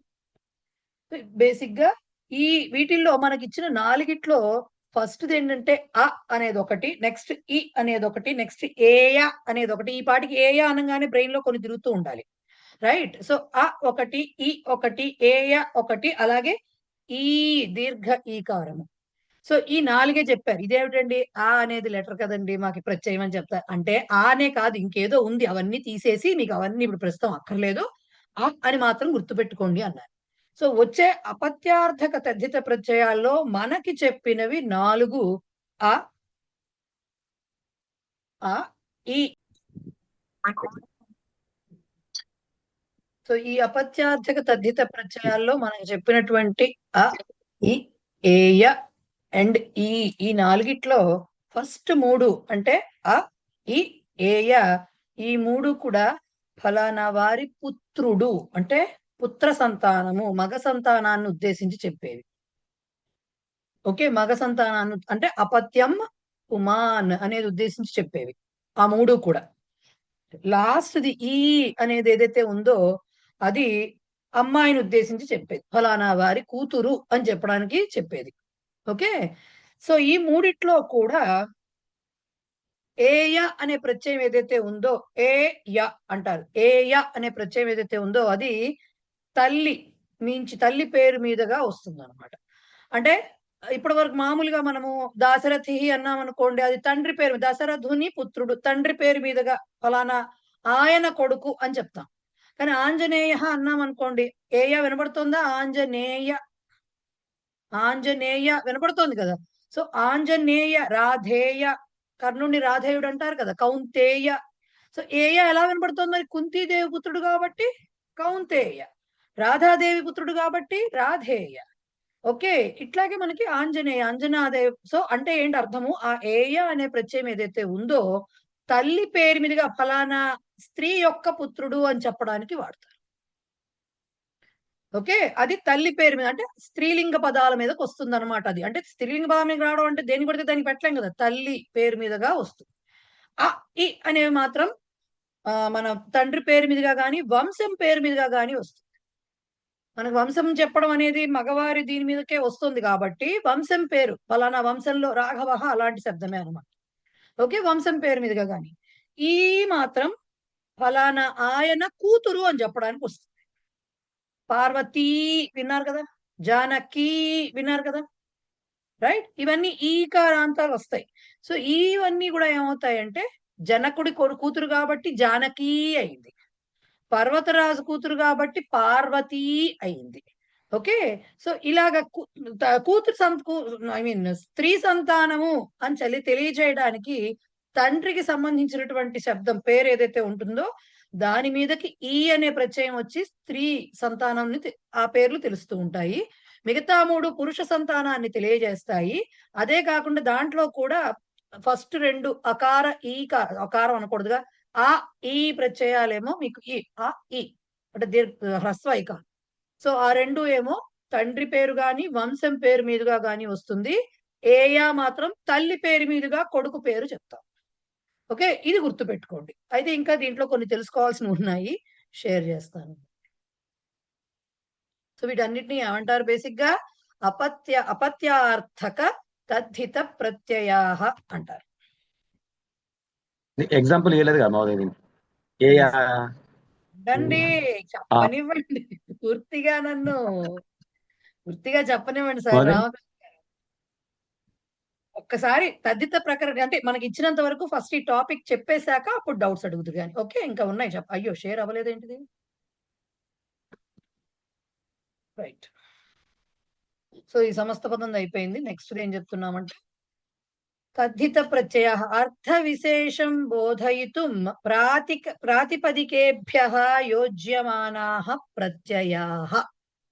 అర్థ విశేషం బోధయితుం ప్రాతిపదికేభ్యః యోజ్యమానాః అంటే అర్థ విశేషాన్ని, అంటే ఏదో మార్పు జరుగుతోంది, ప్రాతిపదికల్లో ఏదో మార్పు జరుగుతోంది, అలాంటి ఆ అర్థాన్ని చెప్పేందుకు ప్రాతిపదికల మీదకి వాడేటటువంటి ప్రత్యయాలు తద్ధిత ప్రత్యయాలు. వివిధాన్ అర్థాన్ జ్ఞాపయితుం విభిన్నాః తద్ధిత ప్రత్యయాః సంతి. రకరకాల అర్థాలను చెప్పడానికి తెలియచేయుటకు, జ్ఞాపయితుం అంటే తెలియచేయుటకు చాలా రకాల తద్ధిత ప్రత్యయాలు ఉన్నాయి. దాంట్లో మనం చదువుకునేవి కొన్ని. ఏమిటవి? అపత్యార్థకాః, వాటినే సంతానార్థకాః అంటారు. రెండవది సంబంధార్థకాః అంటారు. సంబంధార్థకాః అంటే సంబంధాన్ని తెలిపేవి, అవేమిటనేది నెక్స్ట్ లెసన్ లో వస్తాయి. భావార్థకాః అని ఒకటి, మత్వర్థీయాః అని ఇంకా చాలా ఉన్నాయి. మనకు చెప్పేవి ఈ నాలుగిట్లో కూడా సెలెక్టెడ్ చెప్తున్నారు. ఓ 150+ ఉంటే ఓ 10 ఎన్నో అపత్యార్థకాలు ఉంటే మనకు 4 చెప్పారు. అలాగే అన్నిట్లో కూడా అలాగే చెప్పారు అనమాట. సో ఇవన్నీ ఉన్నాయన్నమాట. ఇత్యాదయ అనేకాః. ఓకే, సో ఇప్పుడు దీంట్లో మనం అపత్యార్థకం, అపత్యం అంటే సంతానం, పురుష ఆర్ స్త్రీ ఏదైనా కావచ్చు. దీంట్లో అనే ప్రత్యయం విన్నాం మనం, రైట్? ఆ అనే ప్రత్యయం వింటే ఇప్పుడు దీంట్లో పారాశర అనే మాట ఉంది. ఓకే, పారాశర ఇది పుంలింగ పదం, అంటే పుత్రుడు ఆర్ వంశజుడు అని చెప్పి పురుషుణ్ణి సూచిస్తూ ఉంటుంది. సో దీనికి విగ్రహవాక్యం తద్ధిత కూడా విగ్రహవాక్యం అంటారు. ఏదైనా సరే విగ్రహవాక్యం అంటే ఏంటి? ఒక పదము యొక్క అర్థాన్ని వివరించే వాక్యం విగ్రహవాక్యం. సమాసాలకైతే సమాస విగ్రహ అంటారు. ఇది తద్ధిత విగ్రహవాక్యం అంటారు దీన్ని ఇలా రాసేది. అపత్యార్థకాల్లో తద్ధిత విగ్రహవాక్యం ఎలా ఉంటుందంటే అపత్యం పుమాన్ ఆర్ అపత్యం స్త్రీ అని ఉంటుంది. పక్కన ఎవరి గురించి చెప్తున్నామో, ఎవరి యొక్క అని చెప్తున్నామో వారికి సంబంధించిన షష్ఠీ విభక్తి ఉంటుంది. అది పుంలింగమా స్త్రీలింగమా ఆ ప్రత్యయాన్ని బట్టి డిపెండ్ అయి ఉంటుంది. ఇప్పుడు పారాశరుడు అంటే ఎవరు? పరాశరుని కుమారుడు. కాబట్టి పరాశరస్య అపత్యం పుమాన్ పారాశరః. ఓకే. అలాగే రాఘవః. ఈ అండర్లైన్ ఎందుకు చేశానంటే ఇవన్నీ పుంలింగాలు పురుష సంతానాన్ని సూచిస్తున్నాయి కాబట్టి నేను అండర్లైన్ చేశాను అక్కడ. యాక్చువల్‌గా ఇంకోటి కూడా అండర్లైన్ చేయాలి చెప్తాను. దీనికి ఎగ్జాంపుల్స్ ఇంకా ఏంటి? రాఘవః, భార్గవః, కౌరవః, శాకుంతలః, పార్థః. ఎలా వచ్చాయి? పారాశరః అంటే పరాశరుని కొడుకు. కాబట్టి పరాశరస్య అపత్యం పుమాన్. రాఘవః అంటే ఏంటి? రఘువంశంలో పుట్టినవాడు. కాబట్టి అపత్యం పుమాన్ అని డైరెక్ట్ గా రాయలేము. సంతానం డైరెక్ట్ సంతానం కాదు. కాబట్టి ఏం రాయాలి? రఘోః వంశే జాతః అని రాయాలి దానికి. ఓకే. రఘోః వంశే అంటే రఘువు యొక్క వంశములో పుట్టినవాడు అని రాయాలన్నమాట. సో అది కూడా విగ్రహవాక్యం అని అంటారు. తద్ధిత విగ్రహవాక్యం అంటే ఇగో ఈ పారాశరత్య అపత్యం పుమాన్ అని గాని రఘోః వంశే జాతః ఇవేమి రాసుకోక్కర్లేదు, మీ పుస్తకంలో ఉన్నాయి అవన్నీ. అలాగే భార్గవః భృగు మహర్షి కుమారుడు కాబట్టి భార్గవః అని వచ్చింది. సో భృగు మహర్షి భృగోః అపత్యం పుమాన్ భార్గవః. అలాగే కౌరవః ఇదేమిటిది? కౌరవులు అంటే యాక్చువల్ గా ఎవరు? మనకు తెలిసిన 100 మందే కాదు కదా. పాండవులు కూడా కురువంశంలో పుట్టిన వాళ్లే, రైట్? పాండవులందరూ కూడా కురువంశంలో పుట్టిన వాళ్ళే కాబట్టి మనం విడదీసాం. వాళ్ళు విడిగా వాళ్ళు చెడ్డవారు వీళ్ళు మంచివారు కాబట్టి మనం పాండవులు కౌరవులు అన్నాం. సో కురు మహారాజుకి డైరెక్ట్ సంతానం కాదు వాళ్ళెవరూ కూడా. కాబట్టి కౌరవః అంటే ధృతరాష్ట్రుడు కూడా రావచ్చు, పాండురాజు కూడా రావచ్చు. ఓకే. సో కురోః వంశే జాతః కౌరవః అవుతాడు. కురు వంశంలో పుట్టిన వాళ్ళు కాబట్టి కౌరవులు అయ్యారు. సో కురోః వంశే జాతః. శాకుంతలః ఇది యాక్చువల్ గా ఎవరిని? తల్లి పేరు మీద వస్తోంది కానీ ఎవరిని సూచిస్తోంది? పురుష సంతానాన్ని సూచిస్తోంది. మరి ఏఆర్ అమ్మన్నారు కదండి, దానికి వేరే రూల్స్ ఉన్నాయి మళ్ళీ. కాబట్టి రూల్స్ వరకు వెళ్లకుండా శకుంతలాయాః అపత్యం పుమాన్ శాకుంతలః. భరతుడు. శాకుంతలః అంటే ఎవరు? భరతుడు, భరత మహారాజు. సో శకుంతలాయాః అపత్యం పుమాన్ శాకుంతలః. అలాగే పార్థః కూడా అలాగే వచ్చింది. కుంతీదేవికి ఇంకొక పేరు పృథా అంటారు. సో పృథాయాః అపత్యం పుమాన్ పార్థః వచ్చిందనమాట. సో ఇలాగా అనే ఈ ప్రత్యయం ఏమండి వీటిల్లో ఈ గోల్లో బాగుంది, బాగా చెప్పారు మీరు మాకు చక్కగాను. అవి పేర్లు మాకు తెలిసినవే మళ్ళీ మళ్ళీ చెప్పారు. కానీ ఈ ఆ ప్రత్యయం ఎక్కడ కనబడుతోందండి? గతవాన్ అంటే తవతులో తవ కనిపిస్తోంది, గత్వాలో త్వా కనిపిస్తోంది, గంతుంలో తుమున్ కనిపిస్తోంది. ఈ ఆ ఎక్కడ కనబడుతోంది అంటే ఆ మీరు గమనించండి. యాక్చువల్ ప్రాతిపదిక ఏంటి? పరాశర. పరాశర కాస్త పారాశర ఎలా అయింది? ఇక్కడ యాడ్ అయింది అనమాట ఆ అనే ప్రత్యయం. ప కాస్త పా అయింది. అలాగే భృగు దాంట్లో భృ కాస్త భార్ అయింది, రైట్? కురులో కు కాస్త కౌ అయింది. అలాగే శకుంతలలో ష కాస్త షా అయింది. అలాగే పృథాలో పృ కాస్త పార్థలో పార్ కింద మారింది. ఎట్లా వచ్చినాయి ఇవి? అవి తెలుసుకుంటాం. కాబట్టి ఆ ప్రత్యయం ఎక్కడ యాడ్ అయిందని ఎవరన్నా అడిగితే చివర్లో అహా ఉంది కాబట్టి అని చెప్పకూడదు. ఇక్కడ యాడ్ అయింది. ఈ పా ఆకారము ఇక్కడ రాఘవహాలో రాలో ఉన్నటువంటి దీర్ఘ ఆకారము, భార్గవహాలో భా తర్వాత ఉన్నట్టు ఆర్ అనేటటువంటిది, అలాగే ఈ కౌరవహాలో కకారం తర్వాత ఉన్నటువంటి ఔకారము, శకారము తర్వాత ఉన్నటువంటి దీర్ఘ ఆకారము, పృథా దాని నుంచి రుకారం నుంచి ఆర్ అనేది పార్ అని ఎలా అయితే వచ్చిందో అది, ఇవన్నీ కూడా మీకు అక్కడ ఆ అనే ప్రత్యయం అక్కడ యాడ్ అయ్యి దానిలో మార్పులు వచ్చినాయి. దాన్ని ఆది వృద్ధి అంటారు. ఆ మాట మళ్ళీ ఈ 4 అయ్యాక నేను ఎక్స్ప్లెయిన్ చేస్తాను. ఇది గుర్తుపెట్టుకోండి. ఈ ఆ ప్రత్యయం ఎక్కడ యాడ్ అవుతోంది? ఈ ముందు యాడ్ అవుతోంది అనమాట. ఫస్ట్ లెటర్ కి యాడ్, రైట్? ఇది గుర్తుపెట్టుకోండి.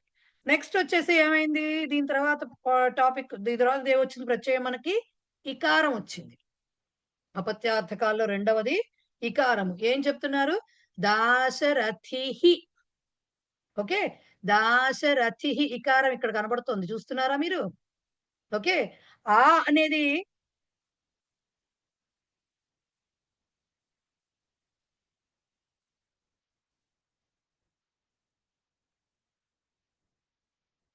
ఒక్క నిమిషం.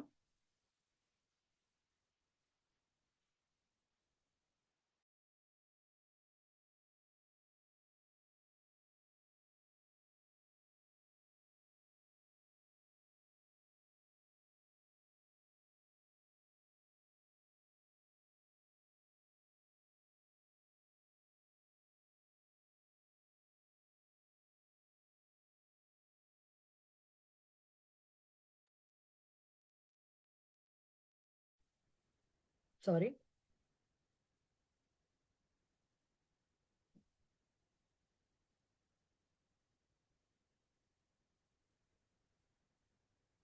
చిన్న మిస్టేక్ చెప్పేశాను నేను, క్షమించండి నన్ను.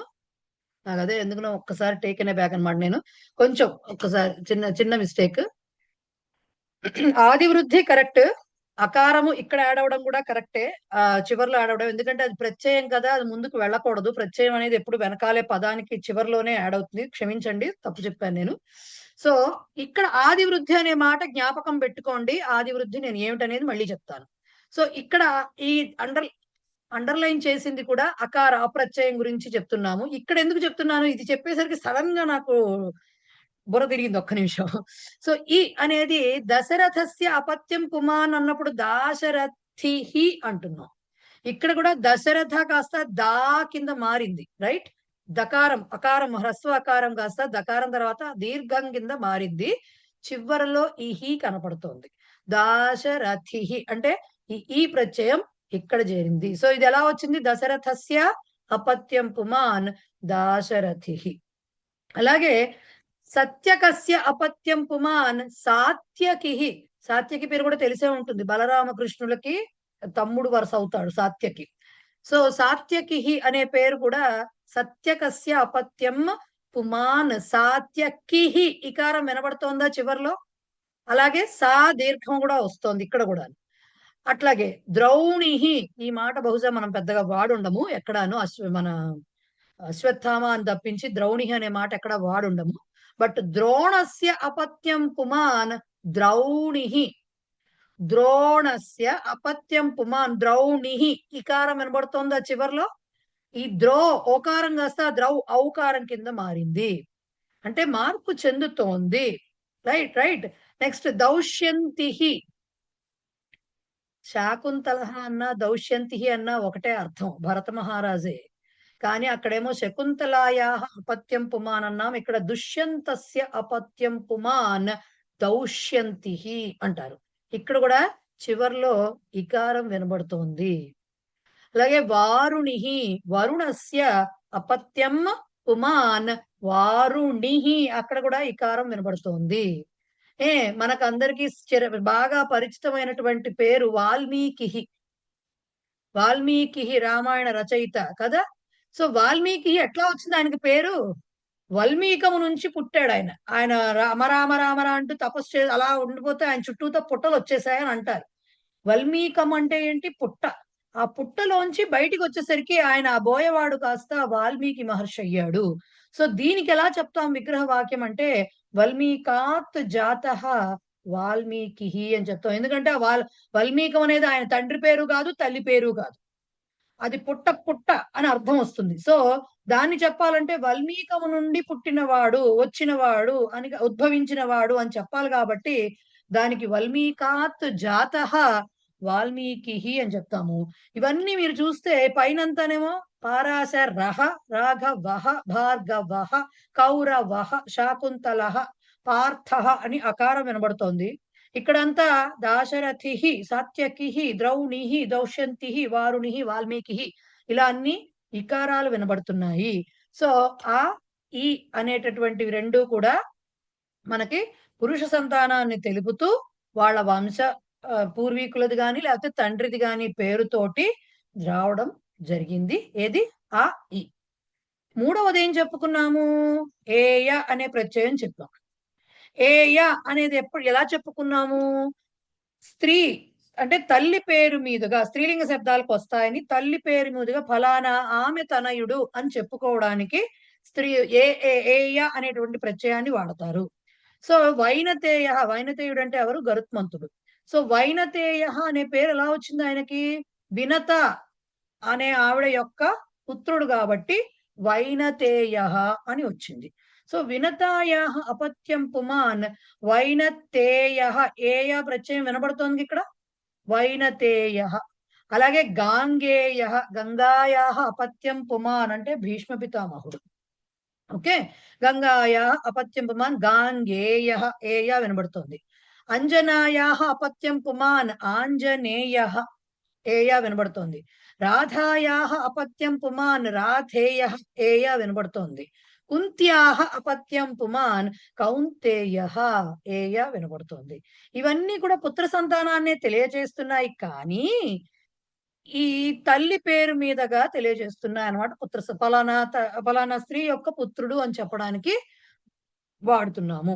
సో ఇక్కడ కూడా మీరు అబ్జర్వ్ చేస్తే వి కాస్త వై అయింది, గంగాలో గ కాస్త గా అయింది, అంజనాలో అ కాస్త ఆ అయింది, రాగానే ఉంది కాబట్టి ఆ దీర్ఘం కలిసిపోయింది, తెలియట్లేదు. కుంతి కు కాస్త కౌ ఔకారం అయింది. సో ఇవన్నీ చోట్ల కూడా మీకు అలాంటి మార్పులే కనిపిస్తాయి, మొత్తం 3 చోట్ల కూడా. ఇన్ఫాక్ట్ 4వ చోట కూడా చెప్పుకోబోయే దాని చోట కూడా. సో ఆ ఈ ఏయ 3 పుత్ర సంతానాన్ని సూచిస్తున్నాయి. లాస్ట్ది ఈ అనేది స్త్రీ సంతానాన్ని సూచిస్తుంది. ఆ స్త్రీ సంతానం కూడా ఎలా? ఫలానా ఆయన అంటే తండ్రి పేరు మీదుగా స్త్రీ సంతానాన్ని తెలుపుతుంది. సో పార్వతి అని ఉన్నప్పుడు దానికి కూడా ఈ అపత్యం అనే మాట కామన్ గా వస్తూ ఉంటుంది. సో పర్వతస్య అపత్యం స్త్రీ, ఇది సింటాక్స్ అంటారు చూసారు, అలా మనం ఇది రాయాల్సిన పద్ధతి ఇదేనండి విగ్రహవాక్యం. ఒకవేళ డైరెక్ట్ పుత్రుడు ఆర్ పుత్రిక కాకపోతే అప్పుడు వంశే జాతః వంశే భవః అని రాయొచ్చు. లేకపోతే మాత్రం డైరెక్ట్ గా అపత్యం స్త్రీ అపత్యం పుమాన్ అని రాస్తారు. ఇంకొకటి కూడా ఉంది, తస్య పుత్ర విగ్రహవాక్యం మనం ఇందాక రాసినట్టు దశరథస్య పుత్ర అని రాసేటటువంటి పద్ధతి కూడా ఉంది. మీకు ఆన్సర్స్ లో అవి కూడా ఇస్తారు కొన్ని, బట్ యాక్చువల్ అయితే ఇలా రాస్తారు. సో పర్వతస్య అపత్యం స్త్రీ పార్వతీ, ఈకారాంతం వస్తుంది. అలాగే జనకస్య అపత్యం స్త్రీ జానకీ, ద్రుపదస్య అపత్యం స్త్రీ ద్రౌపదీ, గర్గస్య అపత్యం స్త్రీ గార్గి. ఓకే, గార్గి. సో ఇవన్నీ ఈ తోట వచ్చేవన్నీ కూడా స్త్రీ సంతానాన్ని తండ్రి పేరు మీదుగా చెప్తాయి. ఓకే, సో ఈ 4 ప్రత్యయాల్లో కూడా మీరు చూస్తే అన్నిట్లో కూడా ప్రాతిపదికలోని మొదటి అక్షరం ఏదైతే ఉందో ప ర భ భృ కు ఇవన్నీ కూడా మార్పు చెందాయి. ఎలా మారినాయి? ఆకారంగా గాని ఔకారంగా గాని, కొన్ని చోట్ల ఐగా కూడా మారుతుంది, అది మనకు రాలేదు. బట్ ఔకారంగా గాని లేకపోతే ఆర్ అనే మాటగా గాని మనకు వినబడుతూ ఉంటుంది. మొట్టమొదటి లెటర్, మొట్టమొదటి అంటే ప ద వి ప అలాంటివన్నీ అన్నమాట. సో ఇవి ఎలా వచ్చాయి అంటే వైనతేయ వచ్చింది కదా మేడం? వై వచ్చిందండోయ్. ఈ కాస్త ఐ కింద మారింది. సో ఆ ఐ ఔ ఆర్ ఈ 4 కింద మారడం అనేది చూస్తారు. మొదటి అక్షరం అంటే ఆ అక్షరానికి ఆ వ్యంజనానికి ఇవి యాడ్ అవుతున్నాయి. సో వీటిని ఇలా మారటాన్ని ఆది వృద్ధి అంటారు. ఆది వృద్ధి అంటే ఏంటంటే శబ్దస్య ప్రథమ స్వరం గనక అకార ఆకారాల్లో ఉంటే రెండిట్లో ఏదున్నా సరే ఆ కింద మారిపోతుంది. ఫర్ సపోజ్ ఇక్కడ మీరు చూస్తే మనకి రాధాలో కూడా దీర్ఘం ఉంటుంది, రాధాయా అన్నప్పుడు కూడా. సో అక్కడ ఆకారం వచ్చింది, మిగతా అన్ని చోట్ల ఆకారం వచ్చింది. సో అకార ఆకారాల్లో ప్రథమ స్వరం, శబ్దంలో ప్రథమ స్వరం కనుక అకార ఆకారాల్లో ఏది ఉన్నా అది ఆ కింద మారుతుంది. దానికి ఎగ్జాంపుల్ పరాశరహ అన్నప్పుడు పా కాస్త పా కింద దీర్ఘం కింద మారింది. అలాగే రాధేయలో రా కాస్త రా కిందే ఉంటుంది, ఆలో ఏదున్నా ఆ కింద మారుతుంది. నెక్స్ట్ ది శబ్దస్య ప్రథమ స్వరం గనక ఈ ఏ ఐ ఈ నాలుగిట్లో ఏదైనా ఉంటే అది ఐ కింద మారుతుంది. ఈ నాలుగిట్లో ఏదున్నా సరే స్వరం ఉండడం, ప్రథమ స్వరం అంటే ఏంటి, వ్యంజనంతో కూడినటువంటి స్వరం ఉంటుంది కదా, అదనమాట. దానికి ఎగ్జాంపుల్ వినత, వి వకారం తర్వాత ఇకారం ఉంది, అది కాస్త ఐ కింద మారింది. ఈ ఏ ఐలు ఉంటే ప్రథమ స్వరము గనక అది ఐ కింద మారుతుంది. ఉ ఊ ఓ ఔ కింద ఉంటే ఉ ఊ ఆర్ ఓ ఔ ఈ నాలుగిట్లో ఏదో ఒకటి ఉంటే అది ఔ కింద మారుతుంది. దీనికి మనకి ఎగ్జాంపుల్స్ చాలా ఉన్నాయి. కురుహులో కౌ అయింది, కుంతిలో కౌ అయింది, కౌంతేయ అని వచ్చింది. అవునా? అట్లాగా ఉకారంలో ఊ ఏదైనా ఉండొచ్చు, ఓ ఔ వీటిలో ద్రోణస్య ద్రో వచ్చినప్పుడు కూడా ద్రౌణిహి అన్నాం అక్కడ. సో వీటిలో ఏదొచ్చినా సరే ఔకారం వస్తుంది ప్రథమ స్వరానికి ఆ ప్లేస్ లో. అలాగే ఋకారం గనక ఉంటే భృగుహు, ఓకే, భ్రూలో ఋకారం వచ్చింది, పృథా ఋకారం వచ్చింది. ఆ ఋకారం ఉంటే ఆర్ అనేటటువంటిది వస్తుంది, ఆర్ అనేటటువంటిది వస్తుంది. సో భృగుహు కాస్త భార్గవ, పృథా కాస్త పార్థ, ఇలాగా మారుతుందన్నమాట.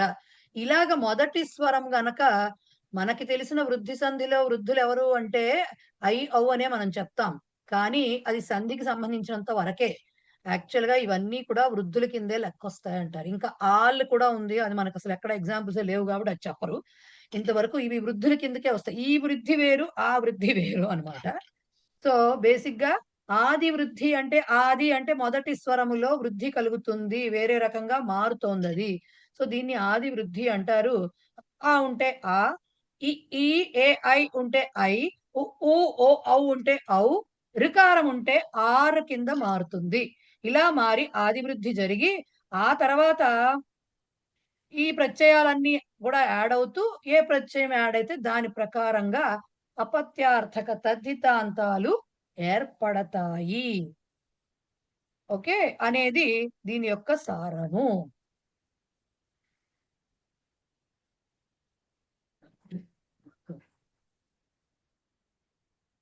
రైట్. సో ఇది దానికి సంబంధించిందండి. ఇప్పుడు వరుసగా నాకు చాలా చేతులు ఇలా కనపడుతున్నాయి. ఒక్కొక్కటి అడుగుతాను. రైట్. ఫస్ట్ ఎస్ ప్రతాప్ గారు చెప్పండి సార్. మేడం ఈ వాల్మీకి ఒకసారి మళ్ళీ చెప్తారా? వాల్మీకి ఎలా రాస్తాం? చెప్తాను. వల్మీకాత్ జాతః వాల్మీకి ఆర్ అంతే, వల్మీకాత్ జాతః, వల్మీకము నుంచి పుట్టాడు కాబట్టి నుంచి పంచమి చెప్పి వల్మీకాత్ జాతః అని పెడతాం. సరే. ఓకే. ఎస్ మల్లీశ్వరి చెప్పండి. మహోదయ్, మనకి ఇందాక జానకి చెప్పారు కదా, అలాగే వైదేహి అని తీసుకుంటే విదేహ రాజపుత్రి అని మనం తెలుగులో చెప్తాం కదా, అది అప్పుడు కూడా ఏం చెప్పాలి? ఎలా అలాగే వస్తుంది? చెప్పాలి. విదేహ రాజ్యస్య రాజకుమారి అలా చెప్పాలి. దాని విగ్రహ వాక్యం అంటే మొత్తం ఇలా అలా చెప్పాలి. రాయాలి. ఇప్పుడు వల్మీకాత్ జాత లాగానే విదేహ రాజ్యే జాత అని చెప్పాలి. విదేహ రాజ్య జాత అని రాయాలి. అక్కడే పుట్టింది కదా, రాజకుమార్ అయితే అవ్వచ్చు కాక, కానీ అక్కడే పుట్టింది కదా. సో విదేహ పాంచాలి కూడా అలాంటిదే కదా. పంచాల దేశే జాత పాంచాలి అవుతుంది, పాంచాల దేశే జాత పాంచాలి అవుతుంది. రైట్.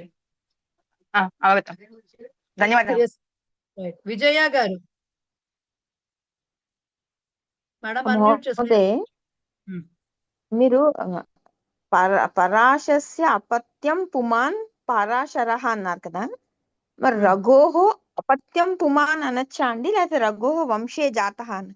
అంటే బేసిక్ గా రఘోహ అపత్యం పుమాన్ రఘుకుమారుడికి కూడా అది వర్తిస్తుంది. కానీ ఇప్పుడు మనం జనరల్ గా రాఘవ అనగానే మైండ్ లోకి ఎవరు వస్తారండి?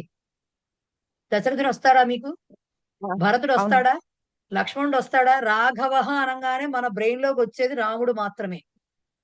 రాముడు మరి డైరెక్ట్ గా రఘు మహారాజు కొడుకు కాదు కదా, అందుకని వంశే జాతః అని చెప్పడమే కరెక్ట్. రైట్. ధన్యవాదాలు. రైట్. ఎస్ రాధాకృష్ణ గారు చెప్పండి సార్. అన్మ్యూట్ చేసుకోండి సార్. సార్ అన్మ్యూట్ చేసుకోండి. శౌరిహి. శౌరిహి శౌరి మీరు చెప్పినట్టు లేదు, అది ఒకసారి చెప్పరా? ఇంకా నేను అసలు ఇక్కడ వాళ్ళు ఇచ్చిన చదవలా, నేను చెప్పదలుచుకుని నేను చెప్పేసా. ఫస్ట్ పుస్తకంలో ఇంకా చదవలా ఆహా, నేను. శూరస్య ఆహా. వంశే జాతః sorry. అపత్యం పుమాన్ అని కూడా అనొచ్చు. ఓకే, శూరస్య వంశే జాతః శౌరిః ఆర్ శూరస్య అపత్యం పుమాన్ శౌరిః. Okay, yes Sirisha Okay. చెప్పండి. మహోదయ, ఇప్పుడు మనం చదువుకున్న సోమదత్తి అని వచ్చింది కదా ఆ శ్లోకంలో, సోమదత్తస్య అపత్యం పుమాన్ అని రాయాలా? మీరు సోమదత్తి చదివింది మీ డౌట్ సౌ- కరెక్టే, కానీ మీరు సౌ- ప్రొనౌన్స్ చేసింది తప్పు. అది సౌమదత్తి సౌమదత్తి సౌమదత్తి. ఆ, సరిగా చూడండి, సౌమ సో కాస్త సౌ అవుతుంది. అవ్వ అవుతుంది. ఆ ఇహి ఈ ప్రత్యయం వస్తుంది, దాశరథి లాగా సౌమదత్తి. ఓకే అప్పుడు సోమదత్తస్య అపత్యం పుమాన్ సౌమదత్తి. ఓకే, అదే తండ్రి పేరు సోమదత్త కదా. అంతే అంతే. అయితే వాళ్ళు కూడా కురువంశం వాళ్ళే కదా మహోదయ? నాకేం తెలుసు, నాకు తెలియదు, అంత పేర్లు నాకు తెలియదు.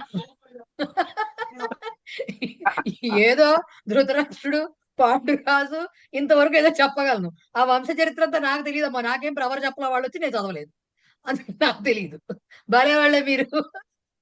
ఎంతమంది అని గుర్తు పెట్టుకుంటాం? 100 మంది కౌరవుల పేర్లు చెప్పమంటే చెప్తామేంటి? నాకు రాదు తల్లి. ఏదో పాండవుల పేర్లు అంటే చెప్పగలను కానీ. ఎవరు జాకెట్ కొట్టేసారో అది చెప్తారు కానీ. అంతే కదా, నేనైతే చెప్పలేను ఆయన. రైట్, ఇంకా డౌట్స్ ఉన్నాయా ఇంకెవరైనా? మ్యామ్ ఇక్కడ గోత్రం కూడా వస్తుంది కదా మ్యామ్? గోత్రాపత్యం అని రాస్తారు దానికి, అదే వంశం అంటే. నేను అదే చదువుతున్నప్పుడు మళ్ళీ చెప్దామని నేను అక్కడ ఏమంటారు మీ పుస్తకంలో ఇచ్చిన చదువుతున్నప్పుడు చెప్దామని నేను మాట్లాడలే. బేసిక్ ఐడియా వస్తే దాన్ని ఎన్ని మార్కులైనా చేయొచ్చు అని. ఇప్పుడు గోత్రంలో పుట్టిన వాళ్ళు అంటే వంశంలో పుట్టిన వాళ్ళు అని చెప్పి ఎలా అయితే చెప్తున్నానో, ఆ గోత్రంలో పుట్టిన వాళ్ళు అంటే కూడా అదే. సో గోత్రాపత్యం పుమాన్, ఇప్పుడు రఘోహ వంశే జాతః అన్నానా, దానికి ఇంకొక వే ఏమిటి రాయటము? రఘోహ గోత్రాపత్యం పుమాన్ అంటారు. ఇంకొక రకంగా రాయడం అంటే డైరెక్ట్ కొడుకు కాదు, కానీ ఆ వంశంలో పుట్టినటువంటి సంతానం, మగ సంతానము అని చెప్పడం. రకరకాల వేస్ అంటే అంతే చెప్పడానికి. వాళ్ళ అబ్బాయి అనొచ్చు, వాళ్ళ పుత్రుడు అనొచ్చు, వాళ్ళ కొడుకు అనొచ్చు. చెప్పచ్చా? పుత్రుడు, కొడుకు, అబ్బాయి, ఇంకేమన్నా సుతుడు, ఇన్ని తనయుడు, ఇన్ని చెప్పచ్చు. సిమిలర్ గా అవి డిఫరెంట్ వేస్. ఏది రాసినా కరెక్టే. ఇప్పుడు రాఘవ అని ఇస్తే ఏదైనా మీరు రఘోహ అపత్యం పుమాన్ రాసినా కరెక్టే అవ్వాలి, అది యాక్చువల్ గా గ్రామటికల్ గా. రాముని ఉద్దేశించి చెప్తాం కాబట్టి రఘోహ వంశే జాతః అనొచ్చు, లేదంటే రఘోహ గోత్రాపత్యం పుమాన్, శూరస్య గోత్రాపత్యం పుమాన్. ఎందుకంటే శౌరి అనేది మనం కృష్ణుడిని అంటాం. కృష్ణుడు డైరెక్ట్ గా సూర్యుడు కొడుకు కాదు, వంశంలో పుట్టినవాడు. సో వంశే భవ వంశే జాతః కూడా కరెక్టే. లేదంటే బేసిక్ గా ఏంటండి, దాని మీనింగ్ ని వివరించి చెప్తున్నాము. తద్దిత విగ్రహం అంటే దాని మీనింగ్ వివరించి చెప్తున్నాము అంతే. సో అలా కూడా రాయొచ్చు. మళ్ళీ గోత్రాపత్యం అంటే అక్కడ సమాసం పడేశారు మీరు. కానీ వాళ్ళు అలా రాశారండి, సమాసం గురించి కాదు. పుస్తకంలో మళ్ళీ ఇక్కడ అది షేర్ చేయాలి కదా. అదే ఇవి మనకు కూడా అప్లై చేసుకోవచ్చా అంటే? నన్ను మాత్రం అడగద్దు, ఎవరికి వాళ్ళు మీరే జడ్జిలు ఎలా చెప్పుకుంటారు, నన్ను మాత్రం అడగద్దు. ఇప్పుడు మల్లీశ్వరి గారి అబ్బాయి పేరు చెప్పాలంటే నన్ను చెప్పండి, నేను చెప్పలేను. వాళ్ళ అంటే చిన్న చిన్న పేర్లు ఉన్నాయి, మారిపోయినాయి, ఇప్పుడు నేను చెప్పలేను. అంటే మన పేరు యొక్క లాస్ట్ అక్షరాన్ని బట్టి అది మారుతుంటుంది అంతేనా? లాస్ట్ అక్షరం కాదు, ముందరే. ఇప్పుడు సపోజ్ పార్వతి ఎలా వచ్చింది, ఇప్పుడు పార్వతి ఎలా వచ్చింది, జానకి ఎలా వచ్చింది, అలా చెప్పినప్పుడు అది కాకపోతే స్త్రీలింగ శబ్దాలకి వాడకూడదు. స్త్రీలింగ శబ్దాలకి అంటే ఏయా వాడచ్చు, ఆ పేరు బట్టి. మల్లీశ్వరి అని వచ్చింది, ఇప్పుడు దానికి ఏయా, ఇప్పుడు అది వాళ్ళు అందుకనే చెప్పారండి. ఆ పేజ్ నెంబర్ నాకు తెలియదు, ఉండండి ఫస్ట్ షేర్ చేయండి, నన్ను అందుకనే అడగకూడదు ఇట్లాంటివన్నీ. ఇదిగో ఈ పుస్తకంలో, మీ పుస్తకంలో ఇవన్నీ చెప్పేసిన తర్వాత ఈ పారాగ్రాఫ్ అందరూ బాగా బట్టి కొట్టి కూర్చోండి. ఇదిగో ఈ విశేష సూచన అనేది ఉంది చూసారా, పైన చెప్పిన ఈ ప్రత్యయాల గురించి అంతగా శ్రద్ధ పెట్టవలసిన అవసరం లేదు. సిద్ధమైన రూపాలను, వాటి వివరాలను తెలుసుకుంటే చాలు. ఈ తదిత ప్రత్యయాలు అన్ని పదాలకు సమానమైనవి కావు, కనుక వీటిని ఉపయోగించి కొత్త పదాలను చేయడానికి ప్రయత్నించకండి, మీ టీచర్ని వేధించకండి. అది రాయలేదు వాళ్ళు అక్కడ. పైన చెప్పిన అన్ని ఉదాహరణల్లో 1-2 వదిలి ప్రత్యయం చేర్చిన తర్వాత ఆది వృద్ధి, ఇది వదిలేసేయండి. సో 2వ పాయింట్ లో యాడ్ చేసుకోండి.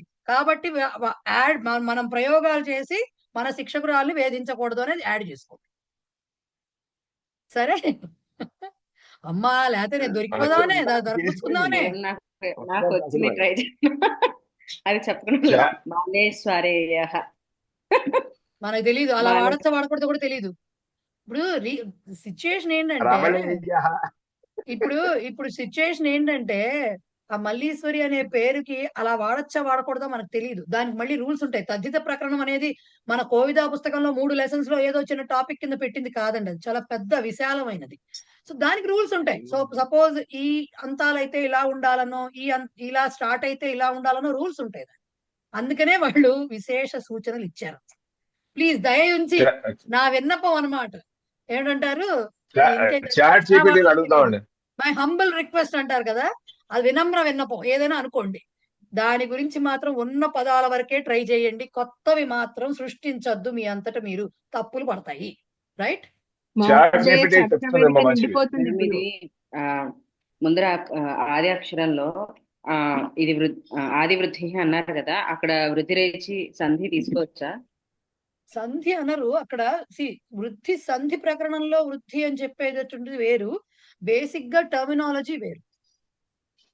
అంటే ఆ చెప్పడంలో మనము ఇప్పుడు చిన్న బేసిక్ గా చెప్తున్నాను. జ్ఞాన వృద్ధులు అంటే వేరు, వృద్ధులు అంటే వేరు కదా.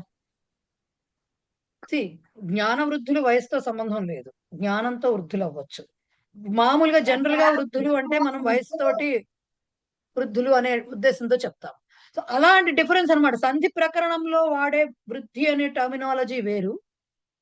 లైక్ ప్రకృతి అనే మాట ఉందనుకోండి, ప్రకృతి ప్రత్యయ అంటాం కదా. ప్రకృతి అనేది గ్రామటికల్ గా వాడే పరిభాష వేరు. మీరు మన తత్వంలో గాని మన స్పిరిచువాలిటీలో గాని ప్రకృతి అని వాడేది వేరుగా వాడతాం. అట్లాంటి డిఫరెన్సెస్ ఉంటాయి. సో అన్ని చోట సంధి అనకూడదు, దాన్ని మార్పు అంతే. రైట్? ఎస్. ప్రతాప్ గారు ఏదో చెప్తున్నట్లున్నారు మీరు ఇందాక మధ్యలో రవళి మాట్లాడేసారు. అడిగితే లేటెస్ట్ ఇస్తుంది అంటున్నాను. నాకు తెలియదండి. ఆ చాట్ జీపీటీకి నేను ఆమడ దూరం, నాకు సంబంధం లేదు దాంతో. మీ ఇష్టం, మీ ప్రయోగాలు ఏం చేసుకుంటే కరెక్టా తప్ప అని మాత్రం నన్ను అడగద్దు. మీరు ఏదైనా చేసుకోండి కానీ. రైట్? చర్చా వేదికలో పెట్టేస్తాం ఇంకా అన్ని. ఏంటి చర్చా వేదికలో పెట్టేస్తారు? నేను అసలు చర్చా వేదిక నుంచి బయటకు వచ్చేస్తాను. తర్వాత రేపు పొద్దున్న కనిపిస్తుంది అనమాట శ్రీ విద్యా పి. మేడం ప్లీజ్ మీరు మాత్రం బయటికి రాకండి, మేము పెట్టామలాంటివి. జాగ్రత్తగా ఉంటున్నాను. నాకు తెలిసిందే కొంచెం రా బాబు అనుకుంటే దాంట్లో మళ్ళీ పీక్తే నేను ఎక్కడ చావని చెప్పండి. రైట్? సరే, ఓకే, ఫైన్. అంటే తద్దిత ప్రత్యయాలకి బేసిక్ గా మనకి ఉండే చాలా రూల్స్ ఉంటాయండి. వాటికి కూడా మన ఇష్టం వచ్చినట్టు మనం దేన్ని పడితే దాన్ని కలపడానికి, దేన్ని పడితే దాన్ని యాడ్ చేయడానికి లేదు మనకి. కాబట్టి వాళ్ళు అందుకనే ఈ ప్రమాదాన్ని వాళ్ళు ఊహించే, మన విద్యార్థులు చాలా తెలివైన వాళ్ళని ఊహించే అంత క్లియర్ గా సూచనలు ఇచ్చారు. ఫస్ట్ ఆ సూచనలు బట్టి కొట్టాక పుస్తకంలో పాఠం చదవండి. మీరు అంతవరకు చదవకండి ఎవరు. రైట్? సో ఒకసారి వాక్యాలు తీసి చదువుదామా ఏమిచ్చారో. ఇంతవరకు సంస్కృతం పొల్యూట్ అవ్వకపోవడానికి గల కారణాలు ఈ కండిషన్స్ అని చెప్పేసి నేను ఎక్కడో చదివాను మేడం. ఖచ్చితంగా దాంట్లో డౌట్ లేదు. ధాతువులు ఇచ్చిన తర్వాత ఆ 2000 పైగా ఉన్నటువంటి ఏవైతే ధాతువులు ఇచ్చారో అక్కడి నుంచి కొత్త వర్డ్స్ ఏవి కూడా మన సంస్కృతంలోకి ఇమ్మడింప చేయలేదు కనుక ఆ సంస్కృతం ఇంతవరకు పొల్యూట్ కాలేదు అనేటువంటిది ఎక్కడో చదివినటువంటిది ఇది. కరెక్ట్. అది చాలా కరెక్ట్ అది. సో ఒకసారి వాక్యాలు చూద్దాము దాంట్లో ఇచ్చినవి. సో ఇప్పుడు మనం చెప్పుకున్న ప్రత్యయాల నుంచి నెమ్మదిగా వాక్యాల్లో ఇంకెక్కడైనా చిన్న చిన్న మార్పులతోటి ఇచ్చారా, అలా కూడా రాయొచ్చు. అలాగే రాయాలా, ఇలాగే రాయాలా అనక్కర్లా, అది కూడా రాయొచ్చు. సో పుత్రుడు అనే అర్థంలో ఆ ప్రత్యయం పరాశరస్య అపత్యం పుమాన్ నేను రాశాను, మిగతా వాళ్ళు రాశారు. రఘోహ అపత్యం పుమాన్, రఘోహ గోత్రాపత్యం పుమాన్, రఘోహ వంశే జాత 3 వస్తాయి. అలాగే భృగోహ అపత్యం పుమాన్ భార్గవ రాశాం. కురోహ అపత్యం పుమాన్ అవ్వచ్చు, గోత్రాపత్యం పుమాన్ అవ్వచ్చు. ఓకే, దుర్యోధనుడు, దుశ్శాసనుడు వీళ్ళందరినీ రిఫర్ చేసేటప్పుడు జనరల్ గా వాళ్ళు అపత్యం పుమాన్ కాదు, వాళ్ళు గోత్రాపత్యం పుమాన్. రైట్? అలాగే శకుంతల, ఇది కూడా చెప్పుకున్నాం. పృథాయ, ఇవన్నీ అక్కడ ఉన్నవే, ఇక్కడ అన్ని వాళ్ళు మీకు ఇచ్చారు. ఈ ప్రత్యయంతో దశరథస్య అపత్యం పుమాన్ దాశరథి సత్యక సాత్యకి అని ఇచ్చారు. అన్నిటికీ రాయకుండా ఇవి మనం రాసుకోవాలి. ఇలాంటి గ్రేటర్ దాన్ సింబల్స్ వేసేసి పుస్తకం పరీక్షలో రాయకూడదు. ఇవంతా రాయాలి, అపత్యం పుమాన్ అని రాయాలి. ఓకే, ద్రోణ తో దాని నుంచి వచ్చింది ద్రౌణి, దుష్యంత అక్కడి నుంచి వచ్చింది దౌష్యంతి, వరుణ అక్కడి నుంచి వచ్చింది వారుణి, వల్మీక అక్కడి నుంచి వచ్చింది వాల్మీకి. సో ఈ రెండు ప్రత్యయాలు కూడా గోత్రంలో పుట్టినవాడు, వంశంలో పుట్టినవాడు అనే అర్థంలో కూడా వస్తాయి. అందుకనే గోత్రాపత్యం అనే మాట కూడా రాయొచ్చు. ఓకే, అలా అయినా రాయొచ్చు, ఇలా అయినా రాయొచ్చు. అలాగే గోత్రాపత్యం వంశే జాత అనే మాట కూడా ఉంది, సో అది కూడా రాయొచ్చు. ఓకే, నెక్స్ట్ ఏయ వినతాయా పత్యం పుమాన్ వైనతేయ, అలాగే గంగాకి ఆంగేయ, అంజనాకి ఆంజనేయ చెప్పుకున్నాం మనం అన్ని, రాధేయ కౌంతేయ. ఓకే, ఇది కూడా చెప్పుకున్నాం. పార్వతి పర్వతస్య అపత్యం స్త్రీ, ఈ ప్రత్యయం అంటే. సో జానకి ద్రౌపది కూడా అలాగే వచ్చినాయి, రైట్. గర్గస్య గోత్రాపత్యం, డైరెక్ట్ అపత్యం కాకుండా గోత్రాపత్యం స్త్రీ గార్గి, ఆ వంశంలో పుట్టిన వాళ్ళు ఎవరన్నా కావచ్చు. ఓకే, సో ఇవి మనకు అవన్నీ ఉన్నాయన్నమాట. సో ఇక్కడ ఇంకా ఇవే కాదు, ఇంకా కూడా ఉన్నాయి, బట్ ఆ ప్రత్యయాలు చెప్పలేదు. మనకు చెప్పిన ఆ ఈ ఏయా ఈయే కాకుండా ఇంకా చాలా ఉన్నాయి. అవన్నీ చెప్పకుండా జస్ట్ ఏం చేశారంటే భ్రాతృవ్య, స్వశ్రీయ, పైతృశ్వశ్రీయ, దౌహిత్ర, వీటికి ఎట్లా రాయాలి విగ్రహ వాక్యం అనేది మాత్రమే చెప్పారు. భ్రాతృవ్య అంటే ఎవరు? బేసిక్ గా సోదరుడి కుమారుడు, అంటే మనకి నెవ్యూ అంటాం కదా, అన్నగారు తమ్ముడు కొడుకో అన్న కొడుకో అయిన వాడిని అనమాట. ఓకే, సో భ్రాతు అపత్యం పుమాన్, సోదరుని కుమారుడు అని చెప్పడానికి ఇలా చెప్తాం. దాన్ని అతని భ్రాతృవ్య అంటారు. స్వశ్రీయ అంటే స్వస అంటే సోదరి అని అర్థం. భాగినేయ కూడా అట్లాంటిదే. భాగినేయ ఏయ ప్రత్యయం వస్తుంది, కాకపోతే భగిన్యాహ అపత్యం పుమాన్ భాగినేయ వస్తుంది. సోదరి కొడుకు, మేనల్లుడు అంటాం కదా మనం బేసిక్ గా, అదనమాట నెవ్యూ. రెండిటికి నెవ్యూ అని అంటాం కదా దాంట్లో ఇంగ్లీష్ లో. సో మేనల్లుడు అనడానికి కూడా భాగినేయ అది ఏయ ప్రత్యయం వస్తుంది. అట్లాగే స్వస అనేది కూడా సోదరి అనే అర్థమే వస్తుంది. సో స్వస అనే దానికి మనకి ఎలా వస్తుంది? స్వసుహు అని వస్తుంది అనమాట. స్వసుహు షష్ఠీ విభక్తి వస్తుంది. స్వసుహు అపత్యం పుమాన్ స్వశ్రీయ, స్వశ్రీ సకారానికి రకారం. ఓకే, స్వశ్రీయ అంటే కూడా మేనల్లుడే, భాగినేయ అన్నా కూడా మేనల్లుడే. ఓకే, అలాగే పైతృశ్వశ్రీయ అని ఒక మాట చెప్పారు మీకు ఇక్కడ. స్వస అంటే ఎవరు? సోదరి, సిస్టర్ అని అర్థం. పితృశ్వస అంటే ఎవరు? తండ్రి యొక్క సోదరి, అంటే మేనత్త. మేనత్త యొక్క కొడుకు అంటే మన భాషలో, తెలుగు భాషలో బావ అంటారు కదా. అంటే అక్కయ్య భర్త కాదండి ఇక్కడ. అక్కయ్య భర్త లేకపోతే భర్త యొక్క అన్నగారో కాదు, బావగారు అట్లా కాదు. మేనత్త కొడుకు అని చెప్పడానికి, మేనత్త కొడుకు అని చెప్పడానికి పైతృశ్వశ్రీయ, పితృశ్వసు అపత్యం పుమాన్. పితృశ్వస అంటే ఎవరు? మేనత్త, తండ్రి యొక్క సోదరి, పితృశ్వస. సో పైతృశ్వశ్రీయ, ఇది ఒకసారి 20 సార్లు పలకండి, నాలుక గిరగిరగిరగిర తిరుగుతుంది. పైతృశ్వశ్రీయ. ఓకే, అలాగే దౌహిత్రుడు అనే మాట మీకు అందరికి బాగా తెలుస్తుంది. పౌత్ర, దౌహిత్ర అనే మాటలు తెలుసు మీకు. పుత్రస్య పుత్ర ఆర్ పుత్రస్య అపత్యం పుమాన్ అలా రాయొచ్చు. అలాగే దుహితు, దుహిత అంటే ఎవరు? కూతురు. దుహితృ శబ్దము రుకారాంతం, స్వశ్రు శబ్దము రుకారాంతం. సో దుహితృ శబ్దం గాని, స్వశ్రు శబ్దం గాని మాతృ శబ్దం లాగా వస్తాయి. కాబట్టి దుహితు అపత్యం మాతు లాగా దుహితు అపత్యం పుమాన్ దౌహిత్ర అని చెప్తామన్నమాట. ఓకే, సో ఇవి కొన్ని, వీటన్నిటికీ ఏ ప్రత్యయాలు వస్తాయి అనే విషయం మాత్రం వాళ్ళు చెప్పలేదు. జస్ట్ తద్ధిత విగ్రహ వాక్యాలు ఇచ్చి తద్ధితాంత పదాలు ఏమవుతాయి అని మాత్రమే చెప్పారు. అలాగే అడుగుతారు కూడా ఎగ్జామ్ లో. ఓకే, భ్రాతృభ్య ఇచ్చి తద్ధిత విగ్రహ వాక్యం రాయమని ఇవ్వచ్చు, లేకపోతే తద్ధిత విగ్రహ వాక్యం ఇచ్చి భ్రాతృభ్య అనే పదం రాయమని అనొచ్చు. సో గుర్తుపెట్టుకోవాల్సిన టర్మ్ ఏంటిది? తద్ధిత విగ్రహ వాక్యము, సమాస విగ్రహ వాక్యము రెండు డిఫరెంట్. ఓకే, అయ్యో ఇవి సమాసాలు కాదు కదా, వీటి విగ్రహ వాక్యం ఏంటని తెల్లమొహం వేయకూడదు పరీక్షలో, రైట్? అంజనా గారు చెప్పండి మేడం. అయ్యో ఏరి సారీ కొంచెం చెప్పండి. కానీ ఈ వర్డ్స్ అన్నిటిని అంటే భ్రాతృవ్య, స్వస్త్రీయ, ఇందులో ఆది వృద్ధి లేదు. సో నా క్వశ్చన్, ఆది వృద్ధి అంటే యూజువల్ గా ఇట్ ఈస్ అ ప్యాటర్న్ లేకపోతే ఇవి ఎక్స్క్లూజివ్ కొన్ని డిఫరెంట్ కొన్ వెరైటీస్ లాగా ఆ! ఇచ్చారు. కొన్నింటికి డిఫరెంట్ గా ఉంటుందండి. ఆ రూల్స్ కూడా మనకి చెప్పలేదు. జస్ట్ ఇచ్చినంత వరకే గుర్తుపెట్టుకోమని మాత్రమే చెప్పారు. తద్దిత ప్రకరణం it is not so simple అండి. అంత ఈజీ కాదు. టక్కుమని ఒక రూల్ చెప్పేయడానికి మనకి. సో మెనీ రూల్స్ ఉన్నాయి దానికి. అన్నిటికి చాలా నియమాలున్నాయి. కాబట్టి అన్నిటికీ వర్తింప చేయకుండా ఇచ్చిన వాటికి అట్లా గుర్తుపెట్టుకోండి అని మాత్రమే వాళ్ళు చెప్పారు. ఓకేనా? మాన్య. ధన్యవాదాలు. సో దీని తర్వాత మీ పుస్తకంలో ఎక్సర్సైజ్ ఉంది.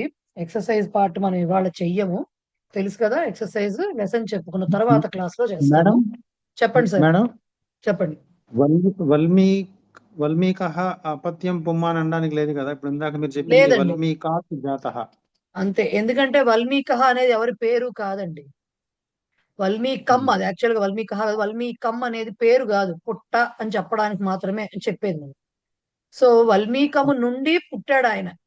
ఆ అప్పుడు ఇక్కడ వల్మీకాన్ని విగ్రహవాక్యం అంటే ఇప్పుడు వల్మీకాత్ కాత్ జాతః జాతః అని రాయాలి. అంతే. వల్మీకాత్ జాతః అని రాయాలి. ఓకే. Okay right. సో ఇంకెవరైనా డౌట్స్ ఉన్నాయా అండి? మహోదయ నేను ఉమ్. వెళ్తున్నాను మరి. వెళ్ళండి వెళ్ళండి వెళ్ళండి వెళ్ళండి. Thank you. రైట్.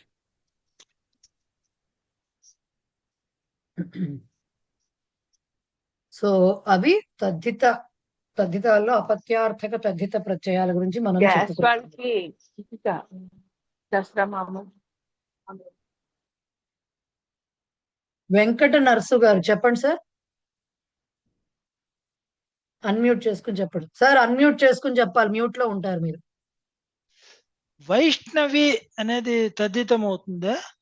తద్ధితమే, కానీ అది ఇక్కడ దీని కిందకి లెక్క రాదు. నెక్స్ట్ లెసన్ లో తెలుస్తుంది అది. సరేనండి. ఓకే. నెక్స్ట్ కూడా కాదు, 3వ లెసన్ లో తెలుస్తుంది అది. ఇప్పుడే వైష్ణవి కూడా తద్ధితమే, కానీ అది ఏంటి ఎలా వచ్చింది అనేది థర్డ్ లెసన్ లో వస్తుంది. Right sir. Third or second గుర్తులేదు, బట్ వస్తుంది. సో ఎక్సర్సైజ్ మనం నెక్స్ట్ క్లాస్ లో చేస్తాము. సుభాషితాని మీకు పుస్తకాలు లేవు కాబట్టి కొంతమందికి మళ్ళీ షేర్ చేస్తాను.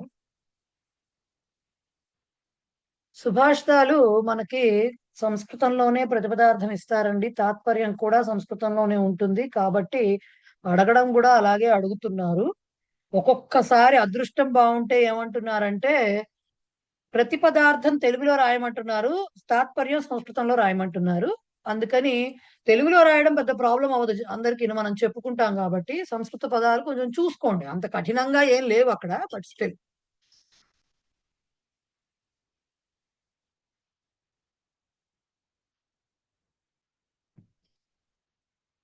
సో ఎస్, సుభాషితాని. ఆత్మార్థం జీవలోకేస్మిన్ కోన జీవతి మానవః పరం పరోపకారార్థం యో జీవతి స జీవతి. ఆత్మార్థం జీవలోకేస్మిన్ కోన జీవతి మానవః పరం పరోపకారార్థం యో జీవతి స జీవతి. పద విభాగం వాళ్ళు ఇచ్చారు, బట్ మళ్ళీ చెప్పుకుంటాం. ఆత్మార్థం ఒకటే మాట. జీవలోకే అస్మిన్ కహ న జీవతి మానవః పరం పరోపకారార్థం ఒకటే మాట. యహ జీవతి సహ జీవతి. ఏం చెప్తున్నారు? అన్వయం సంగతి పక్కన పడితే ముందు అన్వయార్థం చూస్తే అస్మిన్ అంటే ముందు మనం అసలు తెలుగులో కనుక తెలుసుకుంటే ఆత్మార్థం అంటే ఏంటి? ఆత్మ కోసం. ఆత్మ కోసం అంటే వైట్ డ్రెస్ వేసుకుని గాల్లో ఎగురుతున్న ఆత్మ కాదు కదా, సొంతం. నిజానికి అంటే స్వయంగా, స్వయం కోసం అంటే ఎవరికి వారు, తనకు తాను అని చెప్పుకోవడం. జీవలోకే అంటే ఈ మృత్యులోకంలో, అస్మిన్ జీవలోకే ఈ దీంట్లో కహ న జీవతి మానవ. కహ మానవ న జీవతి, ఎవడు బతకడు అని అర్థం. నా జీవతి బతకడు, ఏ మనిషి బ్రతకడు. పరం కానీ పరోపకారార్థం ఇతరులకు ఉపకారము చేయుట కోసమే యహ జీవతి అంటే యహ మానవ జీవతి, ఏ మనిషి అయితే బ్రతుకుతాడో సహ జీవతి, వాడు యాక్చువల్ గా బ్రతుకుతున్నట్లు, జీవిస్తున్నట్లు లెక్క అని తెలుగులో దానికి అర్థం. బట్ మనకు కావాల్సిన తెలుగు అర్థం కాదు కదా, సంస్కృతంలో వాళ్ళు ఏం చెప్పారో చెప్పుకోవాలి.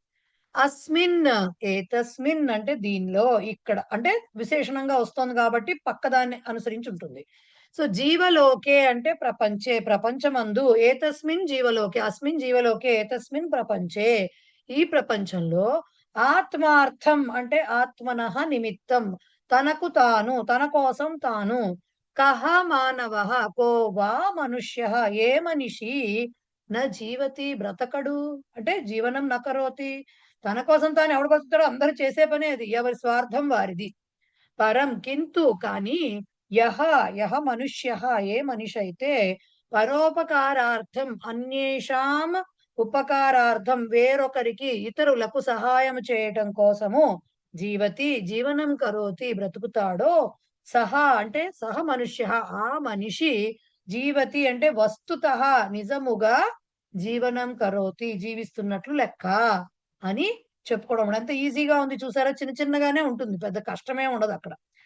ఇదే విషయాన్ని తాత్పర్యం రూపంలో కాస్త కొంచెం తిప్పి కాస్త అటు తిప్పి ఇటు తిప్పి మళ్ళీ చెప్తారు, అంతకుమించి ఏముండదు అక్కడ. ఓకే, చూడండి ఏముందో. ఇది వాక్యాలు అర్థం చేసుకోవడము చాలా ఇంపార్టెంట్. సో దట్ మనం కూడా ఎప్పుడైనా రాయాల్సి వచ్చినప్పుడు ఆ రకంగా రాయడానికి ప్రయత్నించవచ్చు పదాలు. ప్రపంచే విద్యమానాః సర్వే అపి మనుష్యాః స్వహితం స్వసుఖం చ సంపాదయంతి. ప్రపంచే విద్యమానాః, ప్రపంచములో ఉంటున్నటువంటి సర్వే అపి మనుష్యాః, మనుషులందరూ కూడా స్వహితం స్వసుఖం చ సంపాదయంతి, తన యొక్క మేలునే కోరుకుంటాడు, ఎంతసేపు తన సుఖాన్నే దానికోసమే చూసుకుంటూ ఉంటాడు ఎంతసేపు. అతః ఆత్మనః నిమిత్తం సర్వః అపి జనః జీవతి ఏవ. అంటే దీని అర్థమే ఏమిటి? అతః అంటే అందువలన ఆత్మనః నిమిత్తం తన కోసం తాను ప్రతి మనిషి సర్వః అపి జనః, ఇది ఇక్కడ చూడాల్సిన విషయం. జీవతి ఏవ బ్రతుకుతూనే ఉంటాడు. సర్వః అనే శబ్దం, సర్వశబ్దం ఏకవచనంలో వచ్చిందంటే అర్థం ఏమిటి? ఈచ్ అని మీనింగ్ వస్తుంది. ఈచ్ ప్రతి ఒక్క. సర్వః జనః అని ఎప్పుడైతే సర్వశబ్దము ఏకవచన ప్రయోగంలో వచ్చిందో దాని అర్థము ప్రతి ఒక్క అనే మీనింగ్ వస్తుంది. సో సర్వః జనః అపి జీవతి ఏవ, ప్రతి మనిషి కూడా బ్రతుకుతూనే ఉంటాడు. పరంతు ఏ జనాః, ఏ మనుషులైతే అన్యేషాం హితం పరుల హితమును, అన్యేషాం సుఖంచ వేరొకరి యొక్క సుఖాన్ని కామయమానాః కోరుతున్నవారై తదర్థం జీవంతి అందుకోసమే బ్రతుకుతూ ఉంటారో, తేషాం జీవనమేవా వారి యొక్క జీవితమే సార్థకం జీవనం అర్థవంతమైనటువంటి జీవితము, ధన్యం జీవనం ధన్యమైనటువంటి జీవితము, పరోపకార రహితం జీవనం తు పరోపకార ఆ భావన లేనటువంటి జీవితం అయితే తు నిరర్థకమేవ అర్థము లేనిది అని, దాన్నే వేరొకరి కోసం బతకడము మన కోసం బతకడం కాదు అనే దాన్నే 4-5 వాక్యాల కింద తిప్పి చెప్పారు. సో ఇది ఫస్ట్ సుభాషితం యొక్క తాత్పర్యం అన్నమాట. మూర్తి గారు చెప్పండి సార్. మేడం ఇప్పుడు దాంట్లో 2 పదాలు చక్కగా ఏదంటే అదే మీనింగ్ వస్తుందో రాదో చెప్పండి మేడం. స్వప్రయోజనార్థం అని ఒకటి, పరప్రయోజనార్థం అని ఒకటి, ఆ 2 వాడి వచ్చాయి ఇక్కడ. ఆత్మనః నిమిత్తం అనేది గుర్తులాదే అనుకోండి. రాయొచ్చు స్వప్రయోజనార్థం పరప్రయోజనార్థం అదే అంటే అది గుర్తు పెట్టుకోవడానికి ఈజీగా ఉంటుందని చెప్పి. ఆత్మనః అంటే షష్ఠిలో ఉంది కదా, ఆత్మనః ఆత్మన్ తాలూకా షష్ఠి అది కదా. అవును, రాయొచ్చు తప్పులేదు. ఎస్, మంగిపూడి శ్రీనివాసరావు గారు చెప్పండి సార్. మా యాక్చువల్ గా సుభాషితం శ్లోకమే తాత్పర్యం కంటే సులువుగా ఉందమ్మా. కానీ అలా రాస్తే ఊరుకోరు కదా సార్. అంటే అన్వయార్థం అంటే అన్వయార్థం ఇచ్చారు కదా, ఈ అన్వయార్థం ఈ వర్డ్స్ అన్ని ఒక ఆర్డర్ లో పెట్టి రాస్తే సరిపోదా? ఇంకా మేమేం రాయలేమనుకుంటే ఇక అలా రాసేయడమే. లేకపోతే కాళిదాసు కవిత్వం కొంత టైప్ లో రాసుకోవచ్చు, మన డాష్ డాష్ కొంత టైప్ లో రాసుకోవచ్చు. లేదు నేను అంత తిప్పలు పడలేను అంటే అవి రాసేయడమే డైరెక్ట్. మేడం కింతు పరంతు ఈ రెండింటికి ఎక్కడెక్కడ ఏమైనా తేడాలు ఏమైనా ఉంటాయా అట్లాగా అని చెప్పండి. ఏమీ లేదు సార్, అన్ని ఒకటే. కింతు అన్న పరంతు 2 వాడచ్చు, అన్ని ఒకటే. పరం కూడా వాడచ్చు. పరం అన్న పరంకి పక్కన తూ చేరితే పరంతు అయింది అంతే. సో పరం కూడా వాడచ్చు. రైట్. ఎస్, 2వ శ్లోకం. అబ్బా ఈ శ్లోకం మీరు ఎప్పుడో చదువుకున్నారు, మీకు గుర్తుంటే ఎప్పుడో చదువుకున్నారు ఈ శ్లోకం. రైట్, అన్వయ రచన మొదలు పెట్టినప్పుడు మోస్ట్లీ అప్పుడే చదువుకున్నట్టున్నారు. పిబంతి నద్య స్వయమేవ నాంభః స్వయం న ఖాదంతి ఫలాని వృక్షాః నాదంతి సస్యం ఖలు వారివాహాః పరోపకారాయ సతాం విభూతయః. పిబంతి, ఇవన్నీ చక్కగా చాలా ఈజీగా ఉన్న పద్యాలు. పిబంతి నద్యః స్వయం ఏవ న అంభః స్వయం న ఖాదంతి ఫలాని వృక్షాః న అదంతి సస్యం ఖలు వారివాహాః పరోపకారాయ సతాం విభూతయః. పిబంతి, తాగుతాయి. ఎవరు? నద్యః స్వయమేవ న అంభః పిబంతి. నదులు వాటంతట అవే స్వయంగా నీటిని తాగవు, వాటి నీటిని తాగవు. స్వయం న ఖాదంతి ఫలాని వృక్షాః, ఇది ఎవడు చెప్పక్కర్లేదు మనకు కదా. చెట్లు తమ పండ్లను తామే తినవు. నా అదంతి సస్యం ఖలు వారివాహాః. వారివాహాః అంటే మేఘాలు, వారి అంటే నీరు, వాటిని వహించేవి, వాటిని మోసేవి, నీటిని మోసేవి కాబట్టి మేఘములు. సో మేఘాలు వాటి నీటిని అవే, సరే వాటి నీటిని కాదు, మేఘాలు పంటలను, వాటి వలన పండిన పంటల్ని అవే నా అదంతి తినవు. పరోపకారాయ, ఇది ఇతరులకు ఉపకారం కోసమే. ఏమిటట? సతాం సత్పురుషాణం విభూతయః అంటే సంపద అని అర్థం. విభూతులు, విభూతి అంటే మనకి ప్రసాదం కింద ఇచ్చే విభూతి, ఇక్కడ పెట్టుకునే విభూతులు కాదండి. విభూతి అంటే సంపద అని అర్థం ఉంది సంస్కృతంలో. సో విభూతయః సంపదలు. వాళ్ళకు ఉన్నటువంటి ఆస్తిపాస్తులు ఏవైతే ఉన్నాయో సత్పురుషులకి, అవన్నీ వారి కోసం కాదట, పరుల ఉపయోగం కోసమే అట. దానికి ఎగ్జాంపుల్స్ ఇచ్చుకుంటూ వెళ్ళారు. చూడండి ఏం చెప్పారో అన్వయార్థం. నద్యః, ఇవి చదివితే ఎలా ఉంటుందంటే, ఈ సంస్కృత పదాలు నేర్చుకుంటే సినోనిమ్స్ వస్తాయి, పర్యాయ పదాలు తెలుస్తూ ఉంటాయి. నద్యః సరితః, సరిత్ శబ్దం ఉంది మనకి, నది అని అర్థం వచ్చే దాంట్లో, దానికి సరితః అని వస్తుంది. నద్యః సరితః బహువచనం, ప్రథమా విభక్తి. నదులు స్వయం ఏవ అంటే స్వతః, అంటే స్వతహాగా అంటాంగా మనము, అదనమాట. అంటే వారంతట అవే. అంభః జలం న పిబంతి, అది ఈజీగా ఉన్న వాటికి మీనింగ్ ఇవ్వాల. నా పిబంతి అనడానికి ఇంకేం రాస్తారు, అందుకని రాయలేక వాళ్ళు. వృక్షాహ అనే దానికి సినోనిమ్ తరవః, చెట్లు. స్వయం స్వతః అదే ఇచ్చేశారు, తమంతట తామే. ఫలాని న ఖాదంతి, దీనికి కూడా ఇంకా అంతకంటే వివరణ ఇచ్చేందుకు ఉద్దేశం లేక ఇవ్వలేదు వాళ్ళు. వారివాహాః అంటే మేఘాః, సస్యం అంటే సస్యమే ఉంటుంది. నా అదంతి నా ఖాదంతి ఖలు, అవి తినవు కదా అని కొంచెం యాడ్ చేశారు అనమాట, ఇంప్రూవైజ్ చేశారు. సతాం సత్పురుషాణం విభూతయః సంపత్తయః, సంపత్తి సంపత్తయః పరోపకారాయ, పరోపకారార్థమేవ భవంతి అని చెప్పి బ్రాకెట్ లో చక్కగా చెప్పారు. ఏషాం శబ్దానాం అర్థః అత్యంతం సరళః అస్తి, తేషాం శబ్దానాం అర్థః అన్వయార్థే నలిఖ్యతే అని ఇచ్చారు. ఇప్పుడు ఏమైందంటే, ఇట్లా బ్రాకెట్ లో పెట్టి అలాగే రాసేసిన వాళ్ళు ఉన్నారు, ఈ సూచన కూడా రాసేసిన వాళ్ళు ఉన్నారు. సో అలా రాయకండి, పైన ఉన్నట్టుగా రాయండి చాలు, రైట్? ఓకే. పుస్తకంలో పీటీఓ అని ఉంటే అది కూడా రాసేసి, పుస్తకంలో సూచనలు కూడా రాసేసిన వాళ్ళని చూశాను నేను. తాత్పర్యం చదివితే అదే సేమ్. వాటికి రాయక్కర్లేదు, రాయకుండా ఇక్కడ ఎలా ఇచ్చారో అలా రాసేస్తే సరిపోతుంది. చాలు సరే. సరిత శబ్దం ఉంది కదా మేడం, ఇప్పుడు నాకు చిన్న అనుమానం.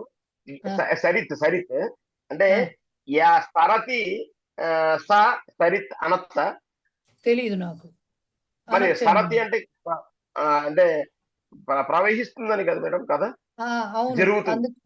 మరి నది ఎలా వచ్చిందో చెప్పండి, ఇది బాగానే ఆలోచించారు. నది ఎలా వచ్చిందో చెప్పండి. అలా కుదరదుగా మరి. అమ్మ నన్నేనండి పరీక్షించటం, మరి మిమ్మల్ని కూడా పరీక్షించాలి కదా నేను. నది ఎలా వచ్చింది మరి చెప్పండి. నదము అంటే సౌండ్ చేస్తూ ప్రవహిస్తుందిట, అంటే వెళ్ళేటప్పుడు నీటి ప్రవాహానికి సౌండ్ వస్తుంది కదా, అందుకని నది నదం రెండు కూడా అక్కడి నుంచి వచ్చిన వేట, రైట్ అని ఎక్కడో చదివానండి, నాకు తెలీదు. ఓకే, ఎస్ త్రివేణి చెప్పండి. మహోదయ, అంబః అంటే జలం, అంబు అంటే కూడా జలమే కదా మహోదయ? అంటే అన్నా కూడా జలమే, అప్ అన్నా కూడా జలమే. అప్ అంటే వేరే అవుతుంది. అంబ అంబ రెండు ఒక దగ్గర బా ఒక దగ్గర భా వస్తుంది. అంబః అన్న చోట బానే ఉంటుంది, అంబుహు అన్న చోట బూనే ఉంటుంది. బా మామూలు బా అల్ప ప్రాణం ఉంటుంది. అంబు అంబు అనే ఉంటుంది, అది అంబు.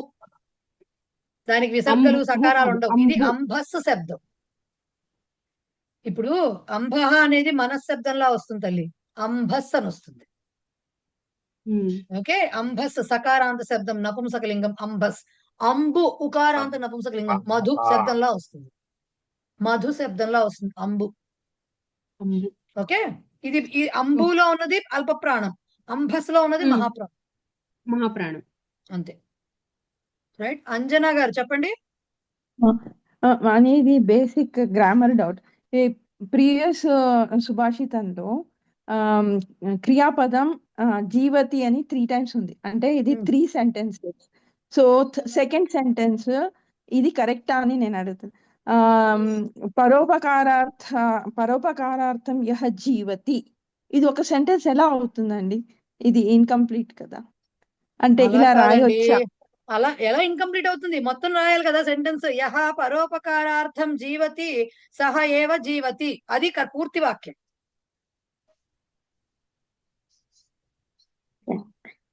అక్కడ జీవతి అనేది మీరు క్రియ అన్వయ కాదా? రచన గురించి అడుగుతున్నారు, ఇది అన్వయ రచనకు సంబంధించింది కాదు కాబట్టి ఇప్పుడు ఆ డీటెయిల్స్ లోకి నేను వెళ్ళదలుచుకోలేదు.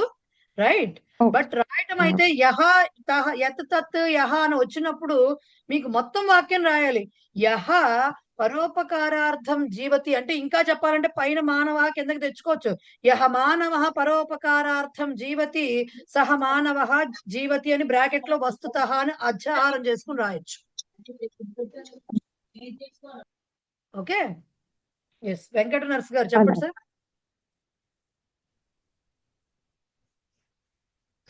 మన ఇది ప్రవృత్తయ అన్న విభూతయ అన్నప్పుడు ప్రవృత్తులు అన్నా లేకపోతే సంపత్తి అనా? వాళ్ళ యొక్క ప్రవృత్తులు అనే కదా మెయిన్ గా. కాదండి, విభూతులు అన్నప్పుడు ఇక్కడ సంపదలని, ఎందుకంటే కాంటెక్స్ట్ బట్టి చూస్తే మీరు ఏమంటారు, నదికి సంపద అంటే ఏంటి, దాంట్లో ఉన్నది ఏమిటి అనేది, అంతే కదా వాళ్ళు కలిగి ఉన్నది. సో అది వాటర్ అన్నమాట. అట్లాగే వృక్షాలకు ఉండే వాటికి ధనం ఏమిటి, వృక్షాలకు సంపద ఏమిటి, పళ్ళు. రైట్, సో అందుకని విభూతయ, సంస్కృతంలో ఒక పదానికి చాలా మీనింగ్స్ ఉండొచ్చు, కానీ ఇక్కడ ఈ కాంటెక్స్ట్ ప్రకారం విభూతయ అంటే సంపత్తయ అనే వస్తుంది. సంపత్, ధన్యవాదం. రైట్, ఎస్, రావు గారు చెప్పండి సార్. విభూతి అంటే చాలా గొప్పవాళ్ళని విభూతి అంటారు. చాలా ఉన్నాయి సార్, అదే అంటున్నాగా, విభూతి అనే దానికి చాలా మీనింగ్స్ ఉంటాయి. కాంటెక్స్ట్ ని బట్టి మీనింగ్ మారుతుంది. మన సంస్కృతంలో దేన్ని మనం డిఫైన్ చేసి కూర్చోలేము అట్లా. Right, yes. సో దీని తాత్పర్యం చూడండి ఎలా రాశారో. నదీషు జలం భవతి, నదిలో నీరు ఉంటుంది. నదీషు జలం భవతి, నదిలో నీరు ఉంటుంది. ఓకే, పరంతు నద్యః స్వయమేవ తత్ జలం కదాపి న పిబంతి, కానీ నీరు స్వయం, సారీ, నదులు వాటి నీటిని స్వయమేవ తత్ జలం, వాటికి అవే వాటి నీటిని, ఆ నీటిని ఎప్పుడూ కూడా కదాపి ఎప్పుడూ కూడా తాగవు. వృక్షేషు ఫలాని భవంతి, చెట్లకి పళ్ళు ఉంటాయి. తే వృక్షాః అపి స్వయమేవ తాని ఫలాని కదాపి న ఖాదంతి, ఆ చెట్లు కూడా వాటంతట అవే వాటి పళ్ళని, ఆ పళ్ళని తినవు, ఎప్పుడూ కూడా తినవు.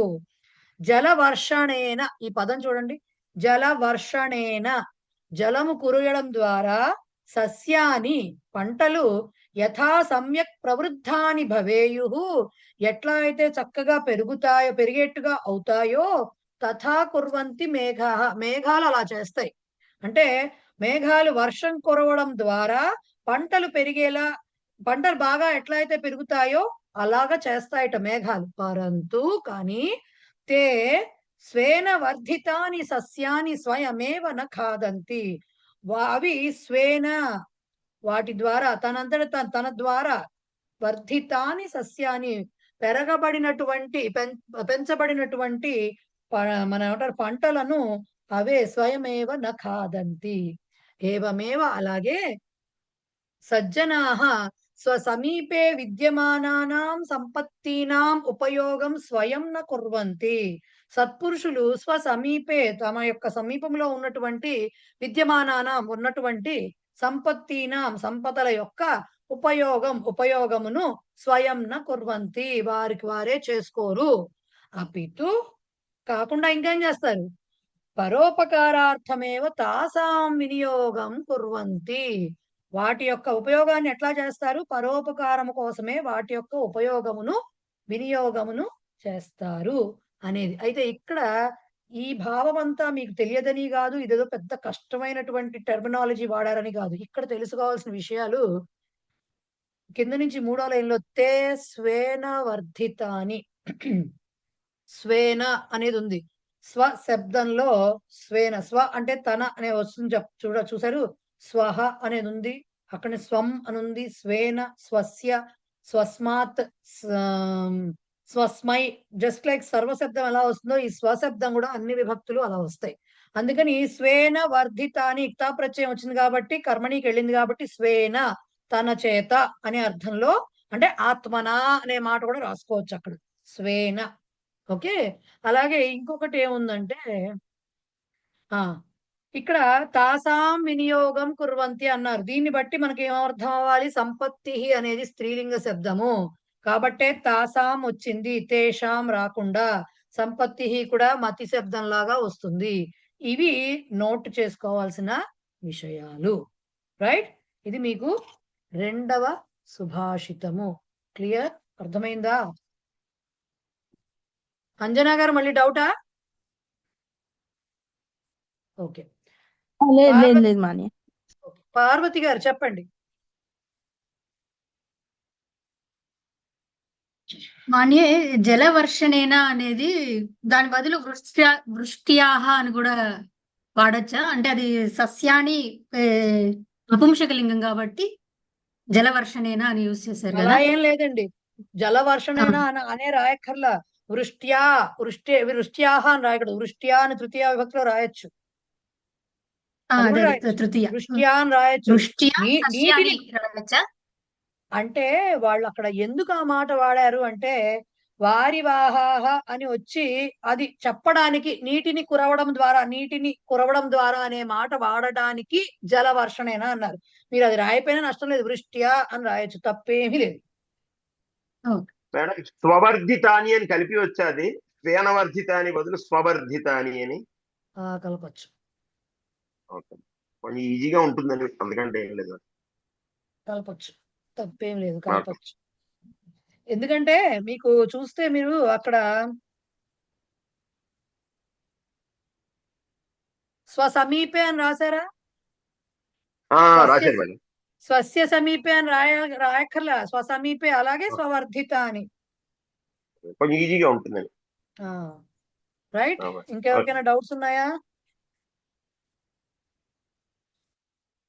ఫస్ట్ లెసన్ ఎప్పుడు కూడా 3 క్లాసెస్ పడుతుంది, ఏమీ చేయలేము, దండం పెట్టి కూర్చోవడం తప్ప. ఎంత టైం ఉంది మన దగ్గర? 10 minutes ఉంది, ఇంకా 14 minutes ఉంది యాక్చువల్గా, అవ్వదు కానీ. ఓకే, మనం మీకు ముందర ఫస్ట్ క్లాస్ లో చెప్పినట్టు కావ్య కథ గురించి గాని అవేవి మనం చెప్పుకోము కదా, తెలుసు కదా. నేను అన్వయక్రమం ఇవాళ చెప్పను, బట్ దానికి ముందర ఇచ్చినటువంటి ఫస్ట్ పారాగ్రాఫ్ ఉంది కదా, శ్లోకేషు అన్వయక్రమ, అదొకటి చదువుతాను.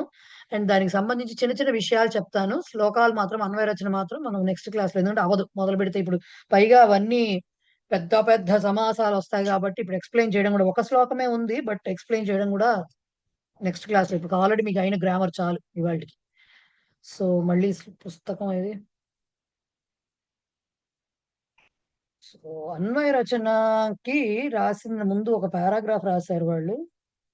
ఇదిగో ఇది, సంస్కృత సాహిత్యే శ్లోకాః అధికాః సంతి. అర్థమవుతోంది కదా? అర్థం అవ్వని చోట నేను చెప్తాను. అతః శ్లోకేషు అన్వయక్రమః అవశ్యం జ్ఞాతవ్యః. అన్వయస్య లేఖనే సామాన్యం క్రమం భవంతః జానంతి. మనం అంతా జనరల్ గా ఎలా రాస్తామనేది శిక్షాలో కూడా వరకు కూడా మనం చదువుకున్నాం. పరిచయ పాఠేషు శిక్షా పాఠేషు చ ఆంధ్ర భాషయా అన్వయ రచన క్రమం. ఆంధ్ర భాష ఎక్కడ ఉంది? మనకు అంత సంస్కృతంలోనే ఉంది కదా శిక్షాలో. అన్వయ రచన క్రమ ప్రదర్శించబడింది, చూపించబడింది మీకు. సంప్రతి అన్న, అధునా అన్న, ఇదానీం అన్న ఒకటే అర్థం. కోవిద పాఠేషు సంస్కృతేన అన్వయక్రమం ప్రదర్శయామః, చూపిస్తున్నాము.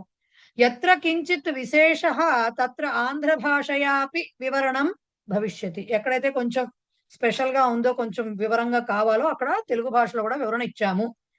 ఇక్కడ ఏమి ఇస్తున్నారో చెప్తున్నారు. రఘువంశం మహాకవిన కాళిదాసేన విరచితం మహాకావ్యం. ఓకే, ఇది అందరికీ తెలిసిన విషయం. రఘువంశం తత్ర ద్వితీయ సర్గే దిలీపస్య కథ అస్తి. ఓకే, తాం కథాం స్వీకృత్య రఘువంశస్య పద్యానాం అన్వయక్రమం దర్శయామః. కొన్ని సెలెక్టెడ్ పద్యాల యొక్క అన్వయక్రమము చెప్తున్నాము అంటున్నారు. ఏమిటిది? దిలీపః రఘువంశస్య చక్రేశ్వరః అంటే చక్రవర్తి అని అర్థం. తస్య పత్ని సుదక్షిణ, ఇది అందరికి మీకు తెలిసిందే. తయోః సంతానో నాసీత్, వారికి సంతానః న ఆసీత్ లేదు. వశిష్ఠాచార్యస్య నిర్దేశం అనుసృత్య తౌ నందిన్యాః ధేన్వాః సేవాం కృతవంతౌ. వశిష్ఠాచార్యుల వారి యొక్క ఆదేశాన్ని అనుసరించి వారిద్దరూ నందిని ధేనువు యొక్క సేవను చేశారు. స ఏవ కథాభాగః అత్ర స్వీకృతః, అదే కథాభాగాన్ని అక్కడ తీసుకున్నారు అని చెప్పి, అథ ప్రజానామధిప ప్రభాతే జాయా ప్రతిగ్రాహిత గంధమాల్యాం వనాయ పీత ప్రతిబద్ధ వత్సాం యశోధనో ధేనుం ఋషేర్ ముమోచ అనే శ్లోకంతో స్టార్ట్ చేశారు. మనం ఇప్పుడు చెప్పుకోకుండా మీకు ఇక్కడ అన్వయంలో ఈసారి మీరు చూస్తే ఇక్కడ పదవి భాగం చేశాక ప్రతి పదానికి నెత్తిన ఒక పవర్ లో నంబరింగ్ ఇచ్చారు. ఆ నెంబరింగ్ ఎందుకు ఇచ్చారు అంటే, ఈ కిందన మీకు ప్రతి శ్లోకానికి కూడా మీకు తర్వాత అన్ని లెసన్స్ లో కూడా అన్వయ రచన రాసేశాక విశేష అని చెప్పి అక్కడ ఇచ్చారనమాట. ఏమి ఇస్తారు ఈ విశేషాల్లో అంటే, అంత, లింగ, వచన, విభక్తి, క్రియాపదం, సమాసం, అవ్యయం ఏ ఉన్నాయో అవన్నీ కూడా తెలుసుకోవాలి. అవేంటో చెప్తా ఇప్పుడు ఆ నెంబరింగ్ అక్కడ ఏవైతే శ్లోకంలో పదవి భాగంలో నెంబరింగ్ ఎక్కడైతే ఇచ్చారో ఆ నెంబరింగ్ కి ఇట్లా రాస్తారు. ప్రతి శబ్దాన్ని తీసుకుని ఫస్ట్ శ్లోకంలో ఉన్నటువంటి శబ్దం ఏంటి? అథ. అథ అంటే అవ్యయం అని ఇక్కడ ఒకటి. ఇక్కడంటే ముందరి మధ్యలో ఇవన్నీ వచ్చాయి రకరకాల డీటెయిల్స్ ఏమిటి అనేది, కానీ అవన్నీ కూడా అది అవ్యయమా, అది ఏ విభక్తి, ఏ వచనము ఏంటి, దాని ప్రాతిపదిక ఏంటి, దాని అంతం ఏంటి, ఏ లింగము అన్ని చెప్తారు. సపోజ్ ప్రజానాం అని ఒకటి వచ్చింది. ప్రజా అనే శబ్దానికి అకారాంత స్త్రీలింగ ప్రజా శబ్ద షష్ఠీ విభక్తి బహువచనం ప్రజానాం అనే పదము అని అలా ప్రతిదానికి ఆ నెంబరింగ్ కి సరిపడా ఇక్కడ అన్నిటికీ కూడా ఇచ్చారనమాట. అలాగే సమాసాలు కూడా ఇస్తారనమాట. అయితే ఇక్కడ తెలుసుకోవాల్సిన విషయం ఏంటంటే, అదేదో వాళ్ళు కాలక్షేపానికి ఇవ్వలేదు. అంతలింగ విభక్తి వచనాలు రాయమని చెప్పి ఎగ్జామ్ లో అడుగుతారు. సో ఇక్కడ వచ్చిన ప్రతి పదానికి కూడా మీకు ఇప్పుడు ప్రజానాం అంటే ఈజీ చెప్పటం. ఏదైనా కూడా అది ఏదో విభక్తిలో ఉంటుంది.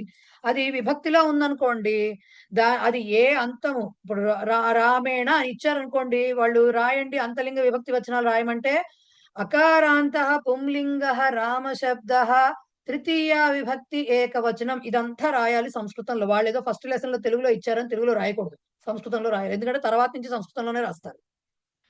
అలాగే ఇప్పుడు తిష్టతి అనే ధాతువు ఇచ్చారనుకోండి, తిష్టతి కాకపోతే ఇంకా ఈజీ చెప్తాను నేను మీకు. పఠతి అనే ఇచ్చారనుకోండి, చెప్పాలి మళ్ళీ అది కూడా. పఠతి అనే అది అక్కడ అపఠత్ అని ఇచ్చారనుకోండి, అపఠత్ అని ఇచ్చారనుకోండి, అక్కడ అపఠత్ అని ఇచ్చినప్పుడు ఎలా రాయాలి? ఒకవేళ పదం కనుక శబ్దం శ్లోకంలో ఆ శబ్దం ఉంటే పఠధాతు పరస్మై పది, ఇది కూడా రాయాలి. పఠధాతు పరస్మై పది, అంతవరకు అది బానే ఉంది. తర్వాత పఠధాతులో అపఠత్ అనేది ఏ రూపమైంది? లంగ్ లకార ప్రథమ పురుష ఏకవచనం, ఇదంతా రాయాలి. దాని ధాతువు ఏంటి? అది పరస్మైపదియా, ఆత్మనేపదియా, ఉభయపదియా, దాని పురుష ఏంటి, దాని వచనం ఏమిటి, అది ఏ లకారము అన్ని రాయాలి. ఓకే, సో ఇది క్రియాపదానికి అవ్యయాలు వస్తాయి మీకు. త్వాలో తుమున్లో వస్తాయి అవ్యయం అని రాసాడు. చా, నా ఇలాంటివి రకరకాలు వస్తాయి కదా అవ్యయాలు, అవ్యయం అని రాస్తారు.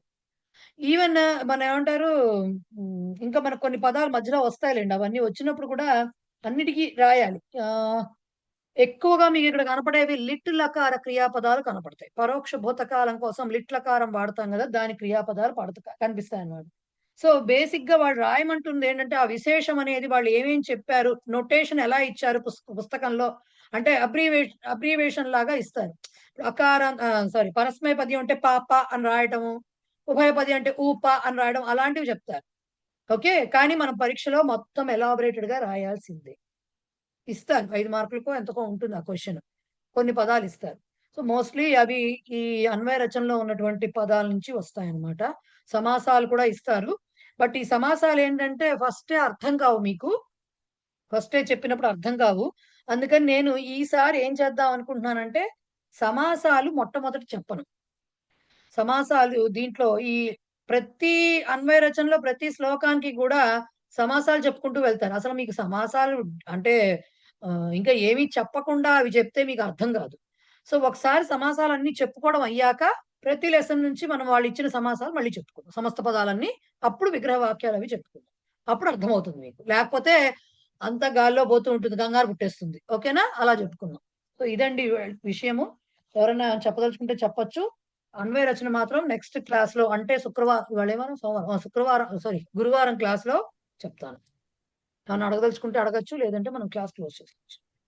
ఎస్,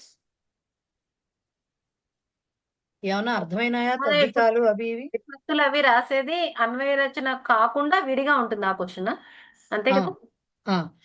అంటే అసలు బిట్ ఎలా ఉంటుందంటే అంత లింగ విభక్తి వచనాలు రాయమని ఇస్తారు. దాంట్లో క్రియాపదాలు ఇస్తే దానికి అంతాలు ఉండవు కదా అనుకోకూడదు. అంటే పద వివరణం అంటారు దాన్ని, అది తెలియాలి. ఆ పద వివరణం రాయాలి. క్వశ్చన్ మాత్రం అంతలింగ విభక్తి వచనాన్ని అని ఇస్తారు. ఓకే, అంటే విడిగా పదాల్లాగా ఇస్తారా, లేకపోతే ఏదైనా శ్లోకం ఇచ్చి దానికి సంబంధించి రాయాలా? పదాలు ఇస్తారు. అదృష్టం కొద్ది అవ్యయమే వచ్చింది అనుకోండి, ఏమి రాయక్కరా, చక్క అవ్యయం రాసేసి వచ్చేసేయచ్చు. లేకపోతే చాంతాడు రాయాలి కూర్చోబెట్టి. ఎస్, మోహన్ గారు చెప్పండి సార్. విబిఆర్ మోహన్ గారు అన్మ్యూట్ చేసుకుని మాట్లాడండి సార్. ఇవి ఈ లింగ్ లకారాలన్నీ చెప్తున్నారు కదా, నేను ఇప్పటిదాకా ఏంటో అవి పెద్ద ఇంపార్టెంట్ ఏం కాదేమో అనుకుని వదిలేసాను, దాని గురించి పట్టించుకోలేదు. అంటే మామూలు కాలాలు చెప్తే సరిపోతున్నాం, భూతకాలం భవిష్యత్ కాలం అని అనుకుంటున్నాను. సో లింగ్ లకారాలు అనేది కూడా చదవాల్సిందే ఇంపార్టెంట్ అండి. పేర్లు తెలియాలి సార్, అవన్నీ తెలియాలి, తప్పదు. అవి నేర్చుకోవాలి. మళ్ళీ ప్రవేశ పుస్తకం పట్టుకుని కుస్తీలు పడాలి, మళ్ళీ మొదలుపెట్టి అంతే. ఏం చేయలేదు. మళ్ళీ అవి తెలుసుకోవాలి. ఏం పెద్ద కష్టమే ఉండదు 4-5 సార్లు. ఎందుకంటే వర్తమాన కాలానికి లట్ అంటాం, భవిష్యత్ కాలానికి రుట్ అంటాం, అనద్యతను భూతే లంగ్ భూతకాలానికి అంటాం. మనం చదువుకున్నదే 5, దాన్ని అంటాము. లోట్ ఆజ్ఞా ప్రేరణ లోట్ అంటాము. లింగ్ అంటే సంభావన ఆర్ విధి, రెండిటికి లింగ్ అంటాము. అంతే ఉన్నది. మిగతా లిట్ ఎందుకు వస్తుందంటే లిట్ ఇప్పుడు పరోక్ష భూతకాలం మనం చూడలేదు కదా రామాయణం జరగటము. సో దానికోసం లిట్ రాస్తారు. అందుకని అది లిట్ కూడా తెలిసిపోతుంది. లిట్ చాలా వరకు వచ్చేవన్నీ, ఎందుకంటే ఆ పదాలు ఏవి కూడా మనం చదువుకున్నావు కాదు. ముమోచ, సుసోచ ఇలాంటివి మనం ఏం, దదర్శ ఇలాంటి పదాలు మనం ఏం చదవలేం ఎప్పుడు.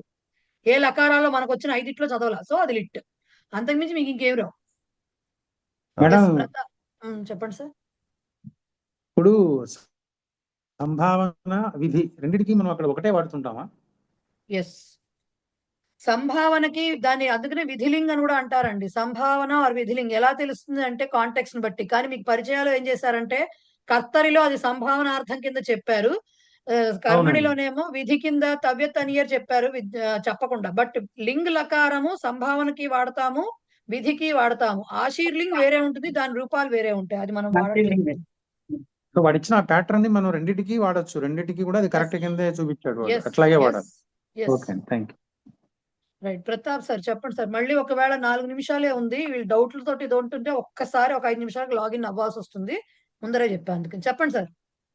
డౌట్ కాదు, నాకు తెలిసిన ఇన్ఫర్మేషన్ చెప్తానండి. ఈ లింక్ ఓపెన్ అవటం లేదన్న వాళ్ళ గురించి చిన్న సలహా అంటే, ఈ లింక్ ఏమొచ్చి మనకు వాట్సాప్ లో వస్తున్నది. అదే కానీ మీరు కంప్యూటర్ లో ఓపెన్ చేస్తే వాట్సాప్ ని కంప్యూటర్ లో లాగిన్ చేసి లింక్ ఓపెన్ చేయాలి. లేదంటే లింక్ వాట్సాప్ లో కాపీ చేసుకొని మీ మెయిల్ కి మీరు పంపించుకొని మెయిల్ లో ఓపెన్ చేసుకుంటే కంప్యూటర్ లో ఓపెన్ అవుతుంది. కంప్యూటర్ కానీ ల్యాప్టాప్ కానీ ఐప్యాడ్ కానీ ఏదైనా ఓపెన్ అవుతుంది. అంత తప్ప లింక్ లో ప్రాబ్లం లేదు, జూమ్ కోడ్ ఇవేమి అవసరం లేదు. మామూలుగా నొక్కితే వెంటనే ఓపెన్ అయిపోతుంది. ఇది ఇన్ఫర్మేషన్ ఓన్లీ తెలియని వాళ్ళకి. అదే, కానీ చాలా మంది పాపం అవన్నీ తెలియదు సార్. అలా అంటే అవి ఆపరేట్ చేయడం రాని వాళ్ళు ఉన్నారు. అందుకని నేను ఏం చేశానంటే ఆ రిక్వెస్ట్ చేస్తేనే మీటింగ్ కోడ్ ను, అదే మీటింగ్ ఐడి పాస్ కోడ్ పంపిస్తే అవి ఎంటర్ చేసేస్తారు డైరెక్ట్ గా. జూమ్ ఉంటుంది కాబట్టి వాళ్ళ దాంట్లో. బట్ చేయగలిగిన వాళ్ళు నేను ఒక స్క్రీన్ షాట్ చేసి పంపిస్తాను మీకు, ఎవరికైనా ఫార్వర్డ్ కావాల్సి చేసుకోవచ్చు. నేను పంపించాను ఇవాళ స్క్రీన్ షాట్. అది కాదు, అది కాదా మీరు చెప్పేదా? Okay, fine okay, right. So ఇంకా మేము జూమ్ లో చూస్తున్నాము, హ్యాండ్ రైజ్ చేయడానికి కూడా మాకు ఇక్కడ ఇది కనబడట్లేదు. మేము మాట అంటే రియాక్షన్ దగ్గరికి వెళ్ళండి. రియాక్షన్ దగ్గర వెళ్తే హార్ట్ సింబల్ రియాక్షన్ ఉంది. హార్ట్ సింబల్ రియాక్షన్ వస్తే మీకు ఓపెన్ అవుతుంది, అక్కడికి వస్తుంది హ్యాండ్ రైజ్. హ్యాండ్ రైజ్ లేకుండా ఇంకా చాలా కింద ఉన్నాయి. హార్ట్స్ రియాక్షన్ అని ఒకటి ఉంటుంది. రియాక్ట్ అనే reaction బటన్ ఒకటి ఉంటుంది సార్, హార్ట్ షేప్ లో ఉంటుంది, హార్ట్ సింబల్ తో ఉంటుంది రియాక్ట్ అనే బటన్. అది క్లిక్ చేస్తే రైజ్ హ్యాండ్ అనే రాసి ఉంటుంది అక్కడ. ఓకే ఓకే, రైజ్ హ్యాండ్ ఉందిలేండి madam. Okay madam, thank you. Madam లింగవచన విభక్తులు సంస్కృతంలోనే రాయాలా మేడం ఎగ్జామ్ అంతే లో? మరి. కోవిదలో తెలుగు గురించి మర్చిపోండి మీరు. కోవిద వరకు వచ్చి సంస్కృతంలో రాయాలా అంటే ఎట్లా అండి మళ్ళీను? రైట్. ఎస్, రూపా గారు చెప్పండి. మళ్ళీ ఈ అన్వయరచన రాసినప్పుడు కూడా ఈ వాక్య విశ్లేషణ అనేది రాయాల మహోదయ? రాయకూడదు. అది నేను చెప్తా. అన్వయరచన క్వశ్చన్ కి ఎట్లా వస్తుందో. అన్వయరచన అంటే పదవిభాగము, అన్వయార్థము, అన్వయ రచన, తాత్పర్యము, పద వివరణము, ఇన్ని ఇస్తారు. సమాసాలు అన్ని రాస్తూ కూర్చుంటే కోవిద పరీక్ష అవ్వదు. అది రాస్తూనే ఉంటారు ఉద్గ్రంథాలు, అది అవ్వదు. వాళ్ళు అడుగుతారు, క్వశ్చన్ పేపర్ డిస్కస్ చేస్తాం కదా మనం, లాస్ట్ లో అడుగుతారు, అవే రాయాలి. వాళ్ళ పద విభాగము అన్వయ రచన అడిగితే ఆ రెండే రాయాలి, అన్వయ రచన తాత్పర్యం అడిగితే ఆ రెండే రాయాలి. వాక్య విశేషణ విశ్లేషణ అంతా ఇస్తూ కూర్చుంటే అవదండి, టైం సరిపోదు, అక్కర్లేదు. ఎస్, అంజన గారు. మన ఇది సుభాషితం 2 లోది లాస్ట్ లైన్ సతాం విభూతయ పరోపకారాయ భవతి, అది అధ్యాహారం భవతినే కదా? భవంతి. భవంతి విభూతయః బహువచనం అండి, అందుకని భవంతి. భవంతి. Okay right. ఎస్, ఇంకెవరో రైస్ చేశారు, ఎవరు ఇచ్చట్లేదు. ఇంకెవరైనా అడగాల? అమ్మా నాది ఇప్పుడు మన గ్రూప్ ది నాకు ఇది రావటం నా గ్రూప్ అసలు మొబైల్ రావటం లేదమ్మా. ఇదేంటో ఇవాళ చాలా ఇబ్బంది పడ్డాను. అప్పుడు విజయ్ గారి దగ్గర లింక్ తీసుకొని నేను అది ఓపెన్ చేసి ఇవాళ జాయిన్ అయ్యాను నేను. ఏ గ్రూపు అంటే ఇప్పుడు మన జూమ్ మన మీటింగ్ ఏ గ్రూప్ లో అవుతున్నదో ఆ గ్రూప్ నాకు కనబడటం. మహోదయ్, మీరు ఇచ్చిన గ్రూప్ జాయిన్ లింక్ తీసుకోలేదు, జాయిన్ కాలేదు మహోదయ్. మీరు జాయిన్ చేస్తారనుకొని జాయిన్ కాలేదు. నేను ఇవాళ చూసి మళ్ళీ అది జాయిన్ అయ్యి వచ్చాను. మీది వచ్చింది చూసుకోకపోవడం ఏంటంటే, ఎప్పుడు అనగా పెట్టాను నేను అది మెసేజ్. ఏకతా మంత్ర యం వైదికా మంత్రదృశః పురాణాః ఇంద్రం యమం మాతరిశ్వానమాహుః వేదాంతినో నిర్వచనీయమేకం యం బ్రహ్మశబ్దేన వినిర్దిశంతి శైవాయమీశం శివ ఇత్యవోచన్ యం వైష్ణవా విష్ణురితి స్తువంతి బుద్ధస్తథార్హన్నితి బౌద్ధ జైనాః సత్శ్రీ అకాలేతి చ సిక్ఖ సంతః శాస్తేతి కేచిత్ ప్రకృతిః కుమారః స్వామీతి మాతేతి పితేతి భక్త్యా యం ప్రార్థయంతే జగదీశితారం స ఏక ఏవ ప్రభురద్వితీయః స ఏక ఏవ ప్రభురద్వితీయః. శాంతి మంత్రః ఓం సర్వే భవంతు సుఖినః సర్వే సంతు నిరామయాః సర్వే భద్రాణి పశ్యంతు మా కశ్చిత్ దుఃఖభాగ్ భవేత్. ఓం శాంతి శాంతి శాంతి. ధన్యవాదాలు మహోదయ్. నెక్స్ట్ క్లాస్ కి వచ్చేటప్పుడు ఒకసారి చూసుకుని రండి. ఎక్సర్సైజ్ చేస్తాం నెక్స్ట్ క్లాస్ లో. రైట్. నమస్కారం. ధన్యవాదాలు.